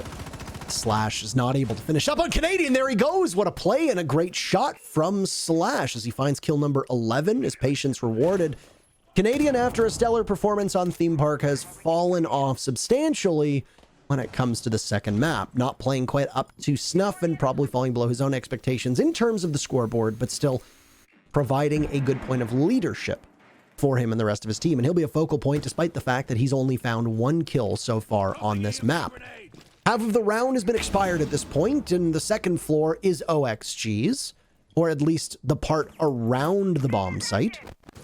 Valkyrie camera spotted his intel that's taken away, and Fultz is primed to jump out of the door and reading and lay the smacketh down on anybody playing by pillars. And there it is. Fultz gets his second, but he finally gets smacked himself. Laxing a good refrag there, and he will be in turn refragged by Rampy, who pushes up on the big bar. But Vertical not letting the pressure go out. SSG and Oxygen toe in toe. 40 seconds left. Oxygen has dining control, but that doesn't amount to very much considering these holes that have been opened up by SSG. And as Rampy gets these last 2 kills, it'll actually be another successful defense for Space Station. We move ever closer to an OT grab. Very strong performance from SSG in the way that they're holding this map control, and OXG, dare I say it, are starting to flame out and will need to find something. Now, the good news with going up to a 6-2 as soon as they did was that they had 4 rounds to be able to fix this. You've got to right the ship, and you've got to do it very quickly because now you've only got 2 rounds left. Back down to kitchen, where the only attacking victory from OXG happened. And it came down to the final seconds, if you recall, as the diffuser was being planted by Vertical in the default spot inside of the main kitchen, and it was Fox A covering from the back, killing Rampy the Malusi that was playing by the freezer. Now, even then, SSG's defense was quite formidable. The way that they were able to hold Whiskey, the way that they held that second floor, the setup that they had, that OXG struggled with. I mean, it even confused you, the fact that prep wall was left soft. Those 2 reinforcements were instead used on the dining wall above with the hatch opened up, allowing very easy access towards the back of that B bomb site. Well, SSG are going to do things a little bit differently this time. They're going to reinforce the 2 walls in prep. And most notably, they are not going to try to bandit trick. So if there's going to be any destruction done on those walls, there is not an operator that can stop it, with the exception of an impact grenade, which you can see is absent from SSG's lineup, or a well-tossed nitro cell. That's the only thing that's going to impede Slash from being able to open up these walls. I suspect that SSG is like we saw with that prep wall. They're going to let them take it. And then SSG are going to play far enough back, holding angles on the second floor and the first floor, that once again will kill time for OXG and force Oxygen to run on into their death. Currently, we have a very thorough horizontal roam from SSG. They extended themselves into Whiskey and VIP over on the... Okay, the compass isn't working. But over by the left, or your right of your screen right now, where Canadian is playing right now. He's going to be able to stay there and delay any push on the white side of the building. Further, he can play long angles in the red hall to deny any kind of added dimension to a linear bakery assault. Right now, Oxygen is committed to a full clear. There are no vertical roamers that I noticed, so it should be a pretty easy clear. And because of the commitment to a top clear, you'll see SSG actually rotate some of their utility. They fell off of VIP, brought the Wubs and the ADSs back into the site to help the anchors later in the round. That's smart stuff there from SSG. It's been a slow round, as we expect that for the remainder of Cafe. If Clubhouse is needed, it'll probably start off exhilarating, and obviously anything that is slower than what we've seen through the first 10 rounds will seem like a glacial pace. We've both commented on how these teams are being as aggressive as they are, and matching firepower with firepower seems to have worked for both Space Station and Oxygen as these teams have gone back and forth. Every single round was needed on map number 1. It certainly seems like SSG is finding their footing in overtime, as I'd predicted in round number 5, and then look like a fool right after, is becoming more of a possibility. Certainly.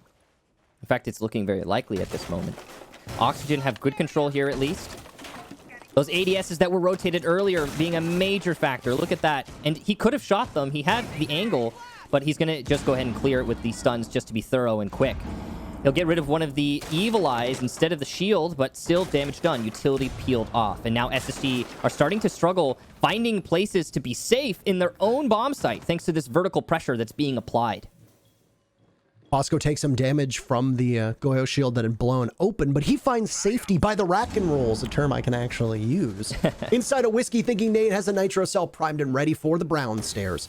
Gunfire going off, and there goes the nitro cell, but it's a little bit too soon. Slash breathing in some smoke as he tries to go for a plant. He's going to move on over. There goes the smoke again, but Slash should be able to stick this as it looks to miss. Objective is successful, but no, the IQ can't cover from the back. Rampy takes him out instead. There goes Thinking Nate, and Fultz is taking a beating as well, but OXG have the control that they want. There's a second kill for Canadian on this map as he's lording over them from above. He's going to need a reload, as well as having the Malusi up top. There's one for Vertical. OXG regains the numbers advantage, but then loses it right away as Vertical gets dropped. Laxing takes one out, and Fultz is shut down by Slash. OXG are the first team to qualify for the mini-major. You can see it in the background. Slash is amped up. He's had one of the best games in a long time. And with it, it propels Oxygen over SSG 2-0. A monumental win there for Oxygen. As you mentioned, Parker, you get to go to the major now. Congratulations to Oxygen. Now, for the SSG fans that are watching right now, and I'm sure there are many of you, don't be discouraged. SSG is still in the winner's bracket. They still made it into a they still have a chance to make it to the major directly. They'll just need to beat the loser of the next team, or actually not the next team that plays today, because that's going to be the loser group. They'll need to play the loser of the next winner group match. DZ versus TSM. Yeah, the loser of DZ versus TSM. There you go. And given that, there's still a chance for SSG, so don't stress too hard. Oxygen, though, big win. That's it for us. We'll go ahead and toss on to the analysts and hear what they have to say about this match. All right, Kixon and Taro, fantastic casting as always. Thank you so much. Have a wonderful evening. Let's bring it to our analysts, Veli and Jesse, and OXG doing it in 2 They're filling against SSG, killing it. I'm Killing it, sorry. Veli. I thought that was your pause right there. I'm going to start by saying great casting from Parker, and make sure you vote for Kickstarter for the Esports Awards. But dang, man, campaign was a banger. But mostly on the side of Oxygen, I mean, they put off all the tricks, right? Vertical slash Jesse. Oh, yeah. Slash. I don't know what these boys have been eating, but everybody else on this roster is definitely shooting straight. We saw a lot of mistakes by Spacestation Gaming, and it just didn't look like the Space Station that we know. But it's not that they were playing bad. It's just that Oxygen, in my opinion, which is better.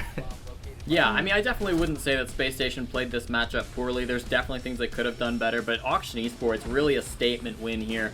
To be able to take it over Space Station again, this is their 8th map that they've played against each other inside the NAL, and it has been the most decisive as well, being a 7-4. This was the best scoreline that they've gotten, so Oxygen can really hold this one up and be proud of it, because this was another one where really they were trying to prove to not just, you know, all the haters and everybody who's been watching and haven't really, I'd say, given Oxygen the respect they deserve, but also to themselves and to the rest of the players inside the NAL. You know, this is one where they've proven we belong here, and we are one of, if not the best team in North America. You tell them. Oh my gosh. Yeah, seriously. You tell him, Jesse. Veli, while we were watching, you were telling me that SSG was overlooking small things and making mistakes. You kind of said that right now during our highlights as well. And that is not expected from them. And you said that cost them rounds. Yeah, and one of the rounds that it cost them, it had to do with that kitchen attack, right? And it was really weird. Now, going against the likes of Oxygen, you know they're going to be rotating to make all types of crazy flanks and plays, especially post-plant, or while you're trying to get into the site, right? And it was just really weird that, yes, you don't see a lot of Nomad on Cafe or any at all, but also there was no gridlock, and that was surprising, and that costed Space Station. When Space Station finally had control of Bakery, they put all their efforts in. They droned out kitchen prep. They were getting the wall open, but then Vertical came on the flank and got everything that he put out there, and he was giving it down. But the thing is, when Space Station got him out the way, another flank came by, and it was Laxing. Laxing that went 11-6, went all out, and that helped out Slash and everyone else in Oxygen clean up the likes of Space Station Gaming. Now, that to me is really odd, especially looking at the lineup of Space Station. You have your Thatcher, you have your Sledge, Ash, and Habana, but also there was Capital. And none of these operators really, they had nothing in their arsenal to really stop both of the flanks coming through, the double flank from Oxygen with Vertical and Laxing. So, I mean, small mistakes like that can cost you big time, and in a game against one of the best teams in the world, losing a round is something that you just can't afford at times. Yeah, and today was not the day to be making small mistakes and having those slip-ups. OXG was relentless. They were not giving up on plays. And Jesse, you were saying that they were committing to their kills. Kind of explain that to me. Right. I mean, I think relentless is a really great word to use there. There were a lot of times where, particularly on this defense, they weren't afraid to keep pushing. You know, there were a couple of rounds where they got those downs from long angles, whether it was inside a kitchen, I think that's the play Veli's talking about, or even up in the bar, where they get a long range kill and it's a down, and you really can't finish it off from that angle. So what do? You call it to your team, and then you have one or two players push in, and because one player's down, another player's trying to pick them up, there's just not the guns on Space Station to be able to counter that. And so the aggression was working really, really smartly to come in from Oxygen Esports. They really had a great mind as to when they needed to keep on pushing and when they needed to bring it back. And a lot of times they did just keep pushing, and they turn, you know, one or two downs into the entire team is getting wiped. So I really love to see that, and I think that kind of does just show their passion and show how much they wanted this win against Space Station, because anytime they had a smallest little advantage, they would really capitalize off of that, and they would get everything they could, just proving that they are the best team in this matchup, and, you know, they deserve to go to the major. Yeah, when OXG is fired up, they are a scary team, without question. So actually we have Laxine on deck, everyone. So super excited to chat with him. I believe that he is ready. Laxine, awesome win from y'all. How you feeling? Oh, I feel great. It was a really long day, matches, so I'm glad that we came out on top. So yeah, I'm feeling good. Yeah, Vertical looks ecstatic. I could just see him like chilling back there on his phone, but that was dead. really We're a great absolutely victory for dead. y'all. Yeah, no, it's I'm always sure fun you're playing against exhausted. SSG too. Yes, What was for that? sure. I said I want to talk to you about stage 2. I mean, it was definitely rocky for y'all a little bit, and some thought that you would drop out of the top 4 in the U.S. division. I really want to talk to you about how you snapped out of this slump. What were you telling your teammates going into this matchup? We were just telling each other, you know, we need to focus up, and you know what we were, like I said, what we were putting up before in the last interview, it just wasn't the team that we were. We made a lot of changes that we didn't need to, and then going into the DG and tempo stuff, we changed a lot. And we're again, even with this SSG game, we're still going back and forth and trying to, you know, keep correcting things as they go, and it's working out so far. So can't really critique anything right now. Yeah, it definitely looks like it's working. I want to talk to you about Slash and Bio. They have been on and off at times, but today all of you seem to be on track. How did you all get in sync like this? To be honest, I don't even think Slash and Bio or what the community might think, that people aren't going off. It's just roles. This game isn't about kills and frags and that person's the top frag, he's the best on the team. Like, there's so many different aspects that go into Siege that get people kills, that help people stand out more while the others have to sit back. So, I mean, I think personally everyone on the team has performed at their best, and, you know, maybe someone has had a bad game, but aside from that, like, everyone's been performing at their absolute best. Yeah, you guys absolutely look sharp today. I want to talk to you about Thinking Nate a little bit. He made your job kind of hard on map 1. He was on you. But map 2, round 6, you got him. And it seemed like you were taking your sweet time to defuse the plant there. So were you popping off? Were you talking strats? Kick said maybe you sprained your ankle or something. Oh, the 3v1? Is that the round you're talking about? No, honestly, I was talking about... I was talking about the one where it was you and Thinking Nade, and you just seemed to be taking your time to defuse the plant. You were moving a little slowly. Oh, yeah. We thought you were... 3v1. Yeah, I mean, I don't know. I threw a C4 prior to that round, like, in the time that I kind of just left it there. I didn't know if they got rid of it. I didn't know if they thatched it, and I blew it, got a kill, swung on the Zofia, killed her, and then I heard Nade to my left, and then I was just like, screw it. I'm teabagging, and I'm going to start shaking my mouse around like I'm shaking, and defuse it. Oh my goodness. I think that we've seen a lot of confidence from your team.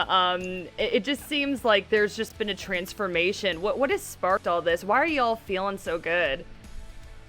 I mean, it just goes back to what I was saying before. We were playing really bad, not being the top team that we, you know, were in the first split. So it sucked being in the slump that we were in and getting viewed as not a top 4 team, and, you know, just kind of fueled the fire and went back into practice and dry runs and really corrected what we needed to. And, you know, we made the major now. We beat SSG. We're claimed top 3 no matter what. So everything's working out.